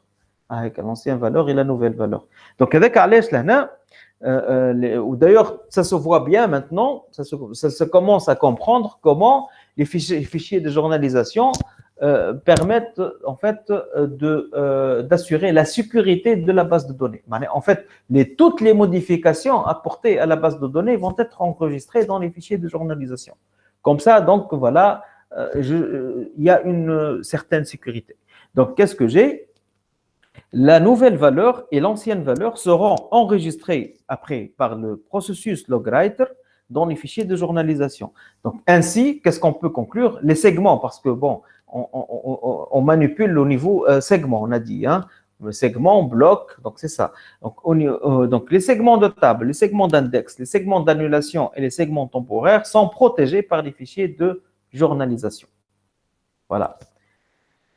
Au niveau organisation, c'est la même logique que les fichiers de journalisation. Donc, en fait, ils sont circulaires, séquentiels et circulaires. Alors, je parle de séquentiel. Évidemment, pour chaque modification élémentaire, ça va générer une nouvelle entrée rideau. Toutefois, n'oublions pas que dans le contexte de l'entreprise, c'est-à-dire plusieurs utilisateurs, ils vont accéder pratiquement en fait à la même base de données en même temps.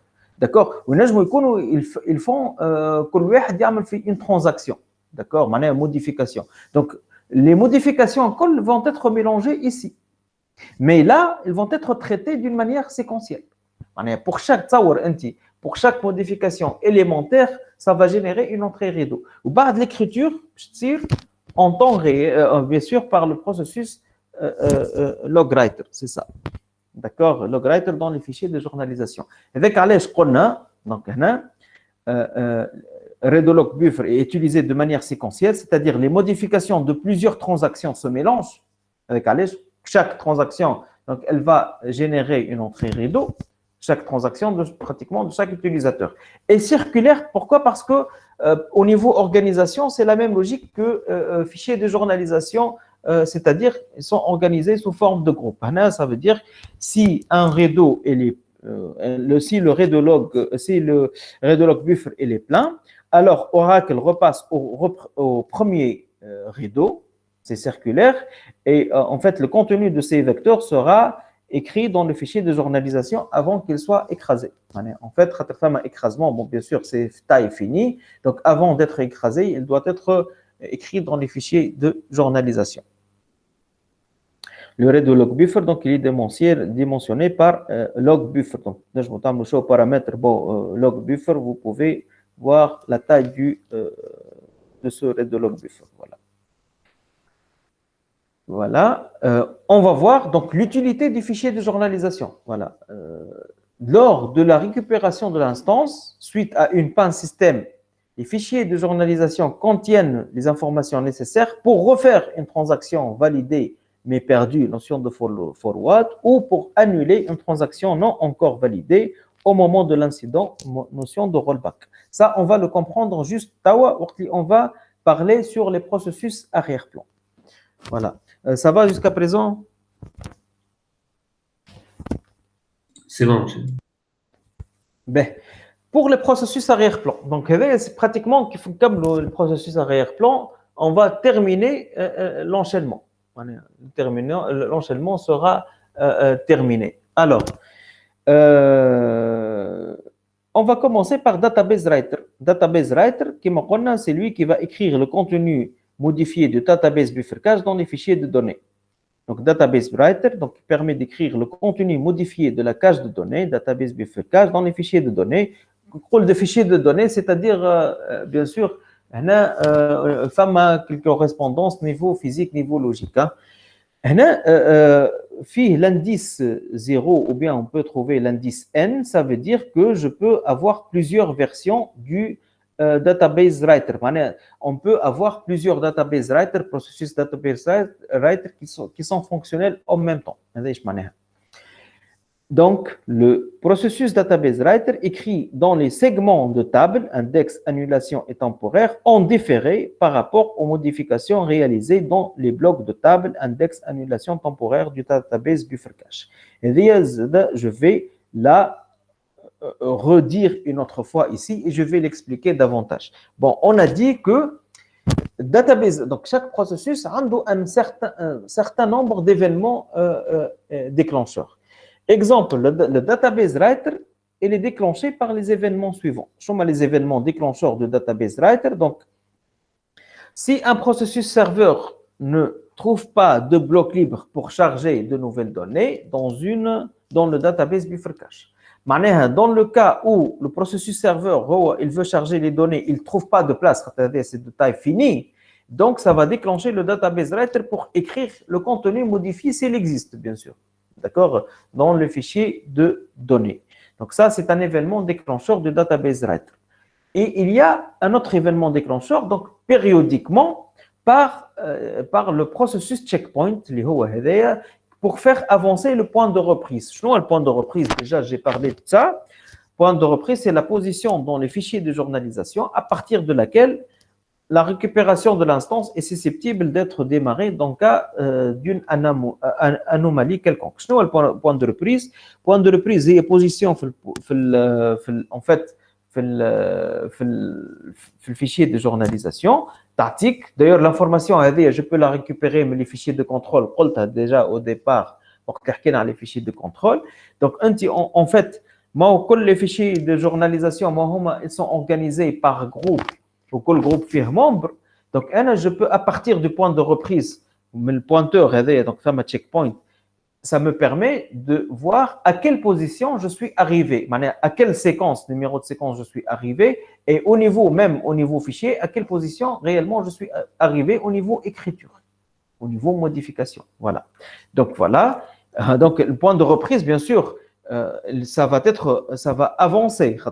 En fait, à chaque fois, donc il y a en fait l'écriture dans les fichiers de journalisation. Donc il va être avancé. Donc avec Alej, pour faire on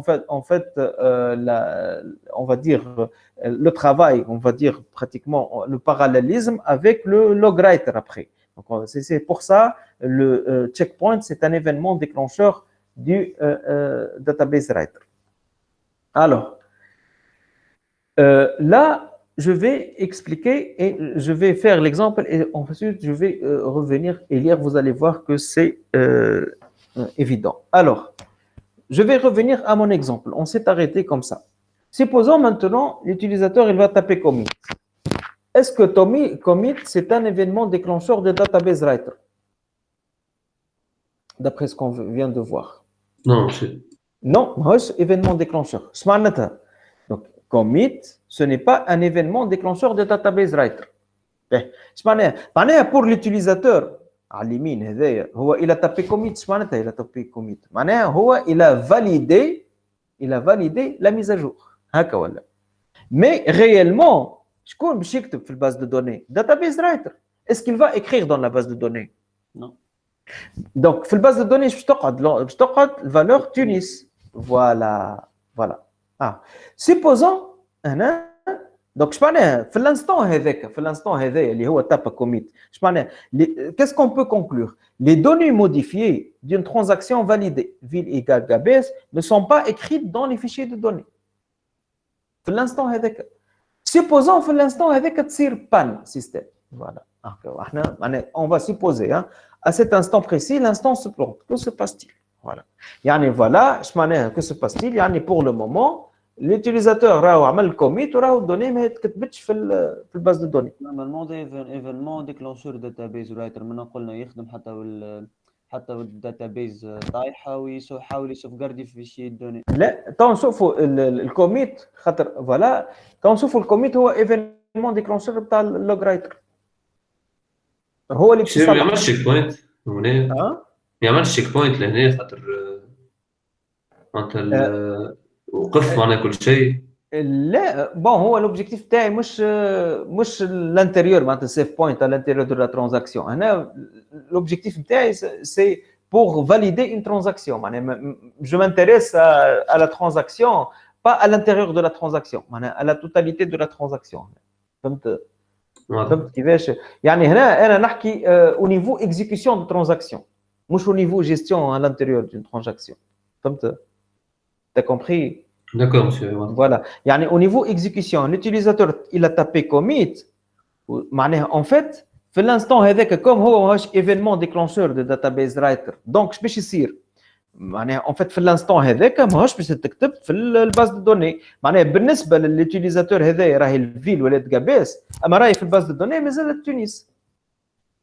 Vous avez compris? On suppose في l'instant هذاك تصير بان سيستم. Donc c'est un problème ولا؟ Oui, monsieur. Voilà, c'est un problème. Ben, هذا premier problème. Un deuxième problème. Supposons l'utilisateur il n'a pas tapé commit. Il ne va pas taper commit, mais il a tapé une autre requête. D'accord? Bon, bien sûr, كما العادة باش نتعداو بالétape de parse, etc. باش نتعداو للchargement de données. D'accord? Chargement de données, معناها voilà, bon, عمل select étoile from étudiant where matricule égale كذا كذا. Voilà. Donc processus serveur il va accéder et il va essayer de charger des données.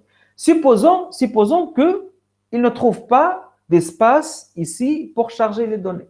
Les événements déclenchés. Voilà. Dans le cas où le processus serveur ne trouve pas de bloc libre pour charger les nouvelles données dans le bloc de table, c'est un événement déclencheur de database writer. Je vais faire database writer. Il va écrire le contenu modifié, lié à Gabes, dans la base de données. Mais est-ce qu'il a tapé commit?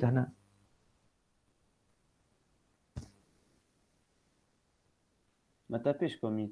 ما تابيش commit. Donc c'est une constatation اللي نخرجوا بها. Donc database writer va écrire dans le segment de table et donc dans les fichiers de données les données modifiées d'une transaction non encore validée.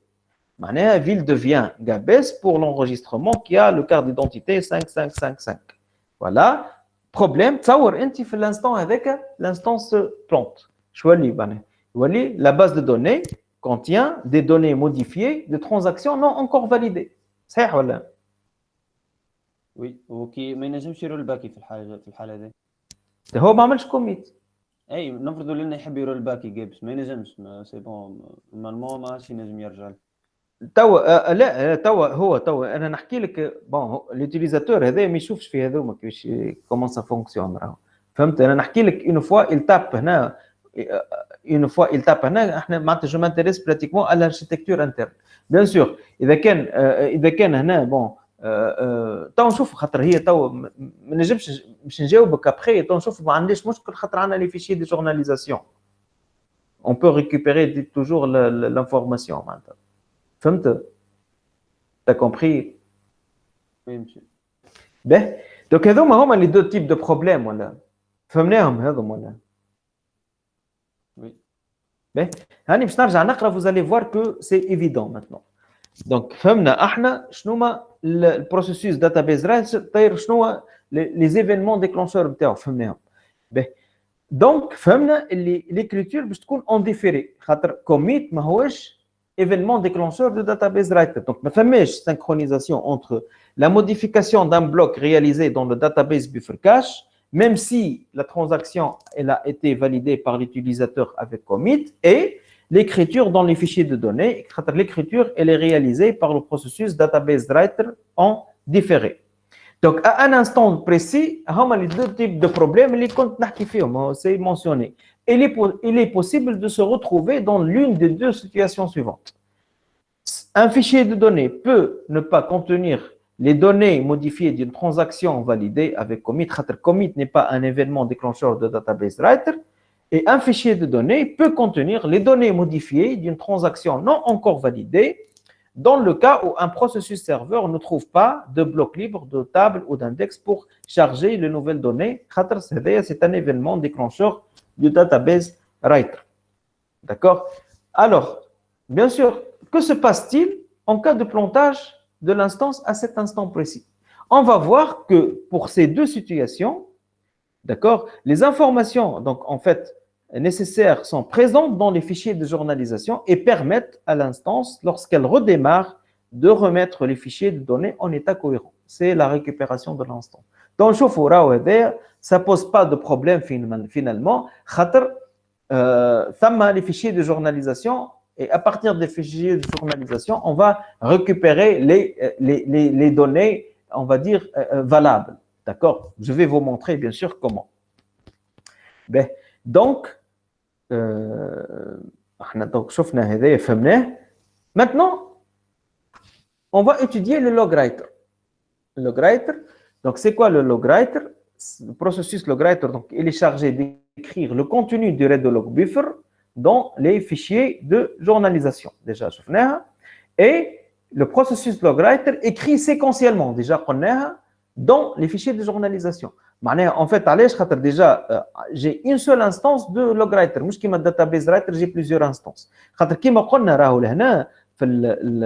En fait, plusieurs utilisateurs peuvent accéder en même temps et faire leurs transactions, bien sûr. Et à chaque transaction, pour chaque, en fait, on va dire, mise à jour élémentaire dans une transaction, ça va générer une entrée redo. Donc, là, je vais avoir un mélange de plusieurs entrées redo issues de plusieurs transactions. Donc, je dois faire attention. J'ai une seule instance de logwriter. D'accord? Logwriter pour faire la distinction entre les transactions. D'accord? Donc, oui. Question. Le logwriter, supposons qu'on a deux utilisateurs qui ont fait mise à jour par d'autres. Mais nous ne pouvons pas faire d'autres. On a un barca dans le logwriter. لا Est-ce que possible? لا possible خاطر logwriter هو زاد il va être معناها exécuté معناها il va on va dire être fonctionnel suite à un nombre d'événements راهو مش à chaque fois il est exécuté زاد كيف معناها ثم des événements déclencheurs تاع logwriter احنا باش نشوفوهم تو tout de suite. D'accord? D'accord, monsieur, merci. Ben, donc voilà. Donc, le logwriter écrit séquentiellement dans les fichiers de journalisation. Remarque une seule instance de logwriter qui réalise une écriture séquentielle pour faire face aux transactions concurrentes. Alors, le processus logwriter il est déclenché. Donc, il va être déclenché par l'un des événements suivants. Je nomme les événements. Il y a une transaction validée avec commit. Donc, commit, c'est un événement déclencheur finalement de logwriter. Le 1/3 du read-log buffer est plein, le tiers du read-log est plein, quand le processus database writer s'apprête à écrire des blocs modifiés de transactions non validées dans les fichiers de données. ou elle a un délai dépassé, bon, checkpoint, maintenant, ça que 3 secondes, exemple, voilà. D'accord? Déjà, شفتم les deux problèmes, شفناهم مع database writer, نلقاو solution بتاعهم ici. Déjà, commit, هكا. Donc, c'est un événement déclencheur le log writer, وقال لك زاد وقتاش il va écrire, وقت اللي il voit que database writer, il s'apprête à écrire des blocs modifiés de transactions non validées dans les fichiers de données. Voilà. Donc,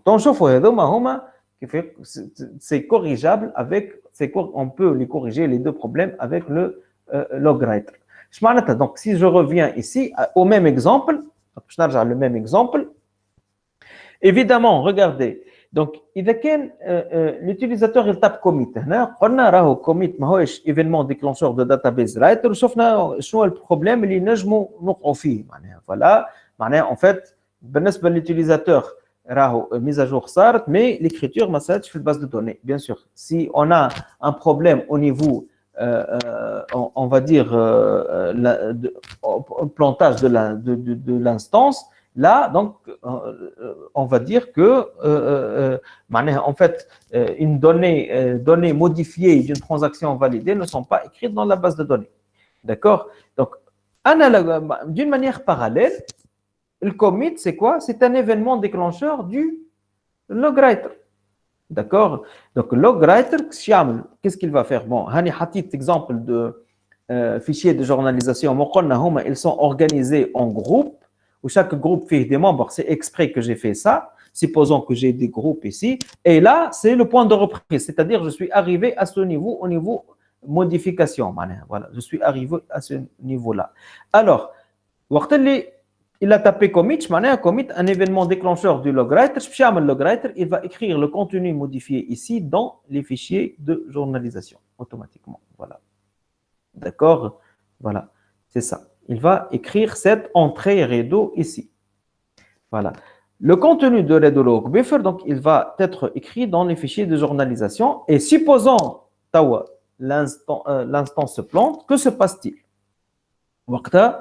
On va voir que Oracle, il va redémarrer l'instance à partir de point de reprise. Au point de reprise, bien sûr, il y a information, il y a le fichier de contrôle, déjà qu'on a tout à l'heure. D'accord? Et qu'est-ce qu'il va faire? Il va terminer la transaction. C'est une transaction perdue, validée, mais non terminée. Donc, c'est une transaction perdue. On appelle ça roll forward par le processus system monitor. Donc, je un processus, system monitor, il intervient lors de redémarrage de l'instance. Je me suis le system monitor, regardez, quand j'ai un problème au niveau voilà, redémarrage de l'instance. Donc, regardez, pour que je redémarre l'instance, le processus system monitor, il va accéder, bien sûr, au point de reprise. Je chauffe les dernières informations non enregistrées et il va écrire dans les fichiers de données. Donc, voilà. Donc, system monitor, il va consulter les fichiers de journalisation et appliquer aux fichiers de données les modifications non enregistrées des transactions validées. Donc, System Monitor modifie ville de Tunis à Gabès. فهمتوها؟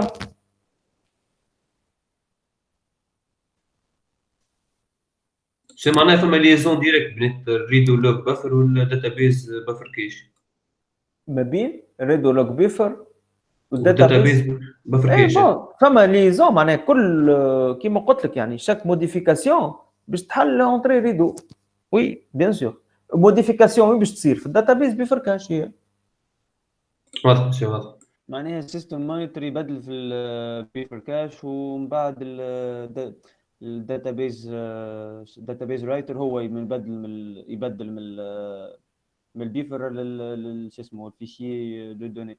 لا هو معناتها هو يبدل مثلا فما مش هو اللي باش يبدل معناها سا جو جينير اوتوماتيكمون فما وي ثما اون on va dire ثما d'autres processus اللي انا j'ai pas étudié ما عادش باش نشوفوهم معناتها فهمت مي ثما وي ثما on va dire ثما une communication oui ثما une communication et à chaque entrée élémentaire ça va générer chaque modification élémentaire ça va générer une entrée réseau.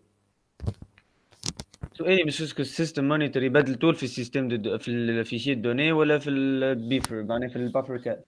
كيفاش قلت لي سيستم مونيتور المونيتور يبدل فيشي في لا ديريكتومون في الفيشي دو دوني في بالي يمشي للبافر كاش لا لا لا الرايتر هو اللي هاي واضحه واش قلت لك انا هاكا ياخذ من البوان دو ريبريز ويمشي ديريكتومون في فيشي دو دوني يبدل معناها اون فيت شوف ديما اون فيت داتابيز رايتر هو اللي باش يكتب في الفيشي دو دوني اما سيستم مونيتور il ne va écrire في الفيشي دو دوني que en cas de problème على ذاك في بالي هو يتدخل ويعطي لما شو اسمه لا لا لا لا لا هو اللي يكتب فهمت هو اللي يكتب هو معناه هو سي كيما نقول انت من عشرة عندك مشكله جبت الصلاح هو سيستم مونيتور هو اللي il va remettre معناه هو il va remettre l'instance en état cohérent mais à partir de quoi من les fichiers de journalisation bien sûr ياخذ l'information فهمت اي واضحه مشيت فوالا هذا البروميير بروبليم الدوزيام شنو هو الدوزيام مش قلنا احنا وما هو الى تابي اون اوتر ريكيت ما تابيش كوميت وقلنا بيان سور il a tapé une autre requête où le processus serveur pour charger de données, il ne trouve pas de bloc libre. Donc, c'est un événement déclencheur database writer. Database writer, il va écrire le contenu en fait modifié mais non validé dans les fichiers de données. C'est ça. D'accord? Voilà. هذا شنو صار في le deuxième problème. Alors, on va supposer que l'instance se plante. Que se passe-t-il? La même chose.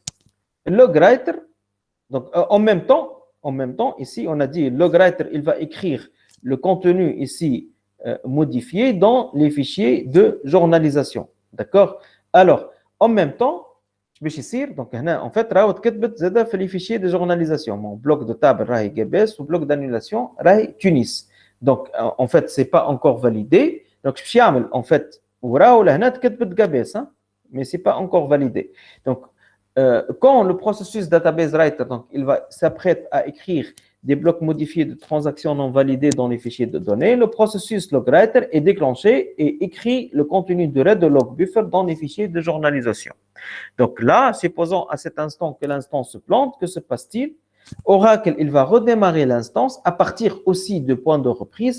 Il va annuler la transaction non validée, il va faire un rollback et il remet la même chose par le processus System Monitor dans les fichiers de données en état cohérent. C'est la récupération de l'instance. Il y a le processus System Monitor de la même manière, lors du redémarrage de l'instance, qu'est-ce qu'il va faire? Il va remettre en fait l'ancienne valeur qui est Tunis. Donc, il va faire, on va dire, un rollback. Donc, System Monitor consulte les fichiers de journalisation et enlève aux fichiers de données les modifications enregistrées des transactions non validées. Donc, System Monitor, il va modifier ville de GBS à Tunis. Fahmtou? Eh monsieur, les transactions, les méhiges confirmées. Voilà. En fait, en cas de problème, dès que le travail fonctionne normalement, on n'a pas de problème. Le système monitor يدخل كاين في مور بروبليم. صحيح. كان en cas de problème. كان en cas de problème lié في l'instance. Pas un système. وتو بعد جوست بعد نوريكم اكزامبل دو بان سيستيم ديجا شفناها باش نعمل لكم لا ليزون مع حاجه شفناها تو فوز الي فوار معناها فهمت دونك سي سا معناها اون فيت الانترفونسيون تاعهم هذا كان اون كا دو بروبليم احنا اون دوا كونيتر لي بروبليم معناتها مي اذا كان راهو الامور تخدم عاديه معناتها اون با دو بروبليم معناتها تو فونكسيون نورمالمون فهمت مي انا en tant qu'administrateur je dois comprendre le fait tout ce phénomène là d'accord. Donc, logwriter, donc l'écriture dans les fichiers de journalisation du read log buffer réalisé par le logwriter est la seule chose qui se produit lors de la validation d'une transaction avec commit. Donc, si database writer écrit dans les fichiers de données des blocs modifiés de transactions non encore validées, alors le read log buffer est écrit dans les fichiers de journalisation. C'est ce qu'on vient de voir. Donc, nous avons vu précédemment, donc le read log buffer contient les anciennes valeurs des données modifiées dans le bloc d'annulation et les nouvelles valeurs dans les blocs de table et d'index. Donc, en cas d'arrêt anormal de l'instance, le fait que le fichier de données puisse ne pas contenir les données modifiées de transactions validées ou bien contenir les données modifiées de transactions non validées, Donc, les deux situations ne posent pas de problème grâce au processus logwriter décrit précédemment. Les fichiers de journalisation contiennent forcément les informations nécessaires pour refaire avec les transactions validées mais perdues, la notion de roll forward, c'est-à-dire mettre dans les fichiers de données les données modifiées des transactions validées par System Monitor ou bien annuler aussi par System Monitor les modifications non validées, notion de rollback, c'est-à-dire remettre dans les fichiers de données les anciennes données pour les transactions non validées. Donc, cette récupération de l'instance après un arrêt anormal s'effectue par le processus System Monitor. Elle est automatique. Voilà. Bon, peut-être je vais terminer avec checkpoint. Checkpoint, bon, c'est يعطيك le point de reprise. Il va assurer juste la synchronisation et la cohérence des données. Et il provoque périodiquement l'exécution des database writer. À ce moment, donc le database writer, bien sûr, quand il va déclencher le database writer, qu'est-ce qu'il va faire? Il va écrire tous les blocs de données qui ont été modifiés depuis le dernier point de contrôle dans les fichiers de données. Donc, le point de contrôle, c'est une position actuelle dans le database buffer cache. C'est-à-dire, ma position dans le database buffer cache, ma point de contrôle. À partir de cette position, l'écriture m'a s'arrête. Donc, en fait, le database writer, il va consulter ce point de contrôle pour écrire dans les fichiers de données. Donc, cela permet de garantir que les blocs modifiés en mémoire sont bien écrits dans les fichiers de données. Checkpoint, donc, il définit aussi un point de reprise dans les fichiers de journalisation. Un point de reprise. Donc, position correspond à la modification du bloc la plus ancienne qui n'a pas été écrite dans les fichiers de données. Voilà. En cas d'arrêt anormal de l'instance, le point de reprise marque le début des données à utiliser pour la récupération de l'instance. Et on vient de le voir. Aussi, les points de reprise, en fait, les fichiers de journalisation, un basculement entre les groupes. Donc, checkpoint, il se déclenche lors d'un basculement de fichiers de journalisation. Évidemment, les basculement, donc cela provoque dans ce cas, juste synchronisation entre les processus. L'écriture par le processus database writer dans les fichiers de données, des blocs modifiés non encore écrits relatifs aux informations présentes dans les fichiers de journalisation. Évidemment, donc, lors d'un basculement, en fait, checkpoint, il est en train d'exécuter, donc le processus logwriter s'interdit de commencer à écrire dans les fichiers de journalisation dont la synchronisation n'a pas terminé. Voilà. Bon, System Monitor, qu'est-ce qu'il fait? Bon, il a d'autres fonctionnalités, mais la plus importante, c'est pour remettre l'instance dans un état cohérent, en fait. Donc, il est chargé de faire la récupération de l'instance après un arrêt anormal. Ça, on vient de le voir. Bon, il permet aussi, il peut libérer les segments temporaires inutilisés, compacter l'espace contigu disponible dans les tables space, etc., gérés par le dictionnaire de données. Bon, ça a d'autres fonctionnalités, mais principalement, qu'est-ce qu'il fait? Il fait la récupération de l'instance. Lors de la récupération de l'instance, donc System Monitor, il va faire l'une des deux opérations suivantes, ou bien un roll forward pour appliquer au fichier de données les modifications enregistrées des transactions validées, ou bien un rollback pour enlever les fichiers, des fichiers de données, les transactions enregistrées, les modifications enregistrées des transactions non validées. Voilà. Bon, je termine avec Process Monitor. Process Monitor, juste, il est chargé du nettoyage lors du plantage d'un processus utilisateur et c'est lui qui fait le rollback d'une transaction. Tout se passe normalement. L'utilisateur, regardez, comme on l'a dit tout à l'heure, select étoile, modification, je vais revenir ici. Supposons l'utilisateur, il va faire rollback. Bon, bien sûr, je vais ici, Process Monitor, processus arrière-plan, c'est lui qui va faire ce rollback. En fait, il va éliminer ville Tunis et il va remettre ici l'ancienne valeur. Voilà. Et d'ailleurs, voilà, quand ça se génère comme ça, voilà. Ensuite, donc, bien sûr, il y a eu une modification. Donc, Shiraja, c'est un peu ça. Voilà. Et bon, le processus finalement d'archivage, il va écrire كما قلنا en fait وقت les fichiers de journalisation sont pleins il va écrire le contenu qui va être écrasé dans les fichiers de journalisation archivés. Voilà. Ça va, vous avez compris? Ça va, monsieur. C'est clair, monsieur, ça va. Ben, juste comme exemple de pan système que je faisais tout à l'heure l'autre fois pour faire juste la liaison avec ce qu'on a vu l'autre fois qui tu voilà surtout quand shutdown abandon c'est une sorte de pan système quand tu vas tout abandonner les transactions en cours vont être abandonnées.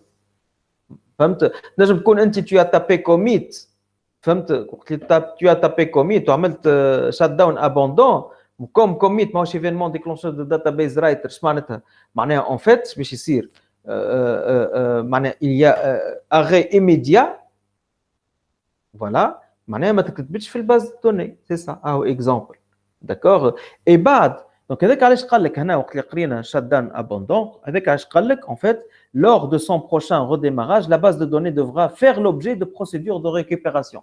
Les procédures de récupération هي اللي كنا نحكيو فيها توا system monitor etc. c'est ça. d'accord وهذاك علاش يقول لك كي تعمل shut down abandon يلزمك تعمل redémarrage de l'instance علاش immédiat خاطر باش تصير les procédures de récupération immédiatement. Voilà. Vous avez compris, ça va? Monsieur, que m'assure immédiatement, toi les femmes en cohérence, base de données. toi les femmes cohérence في الباز de données. En cohérence, هي bon بتقعد normalement تقعد enregistré معناها عنده au mémoire معناها dès que une fois on redémarre directement on redémarre donc système monitor باش يخدم. mais انت voilà هاو علاش قلت لك خاطر انت توا en tant qu'administrateur وقت اللي عملت شات داون ابوندون يلزمك تفهم الحكايه هذيك يلزمك immédiatement تعمل redémarrage وتولي تسكر الباز دو دوني كما قلنا هكا voilà lors de suite à un arrêt avec abandon il vaut mieux que l'administrateur redémarre tout de suite la base de données avec علاش pour effectuer بعد معناها باش effectivement باش تصير peut-être des opérations de maintenance ou récupération, d'accord? باش بعد انت تسكرها avec un shutdown normal ولا immédiat ولا transactionnel. تنجم بعد تسكرها مثلا shutdown transactionnel. Voilà. Tu redémarres, tu fais shutdown transactionnel pour terminer pratiquement les transactions inachevées. D'accord? D'accord, monsieur. Voilà. Bon. Comme ça, on a terminé le chapitre architecture Oracle. Comme j'ai des questions, normalement, on a terminé. Ça va? Ça va, monsieur. C'est clair, monsieur. Ben, ok. لكن هكا نقول لكم بعثت لكم الكورة سي بون نقول لكم شهية طيبة أبيانتو إن شاء الله. Merci. تمام. شهية طيبة. شهية طيبة.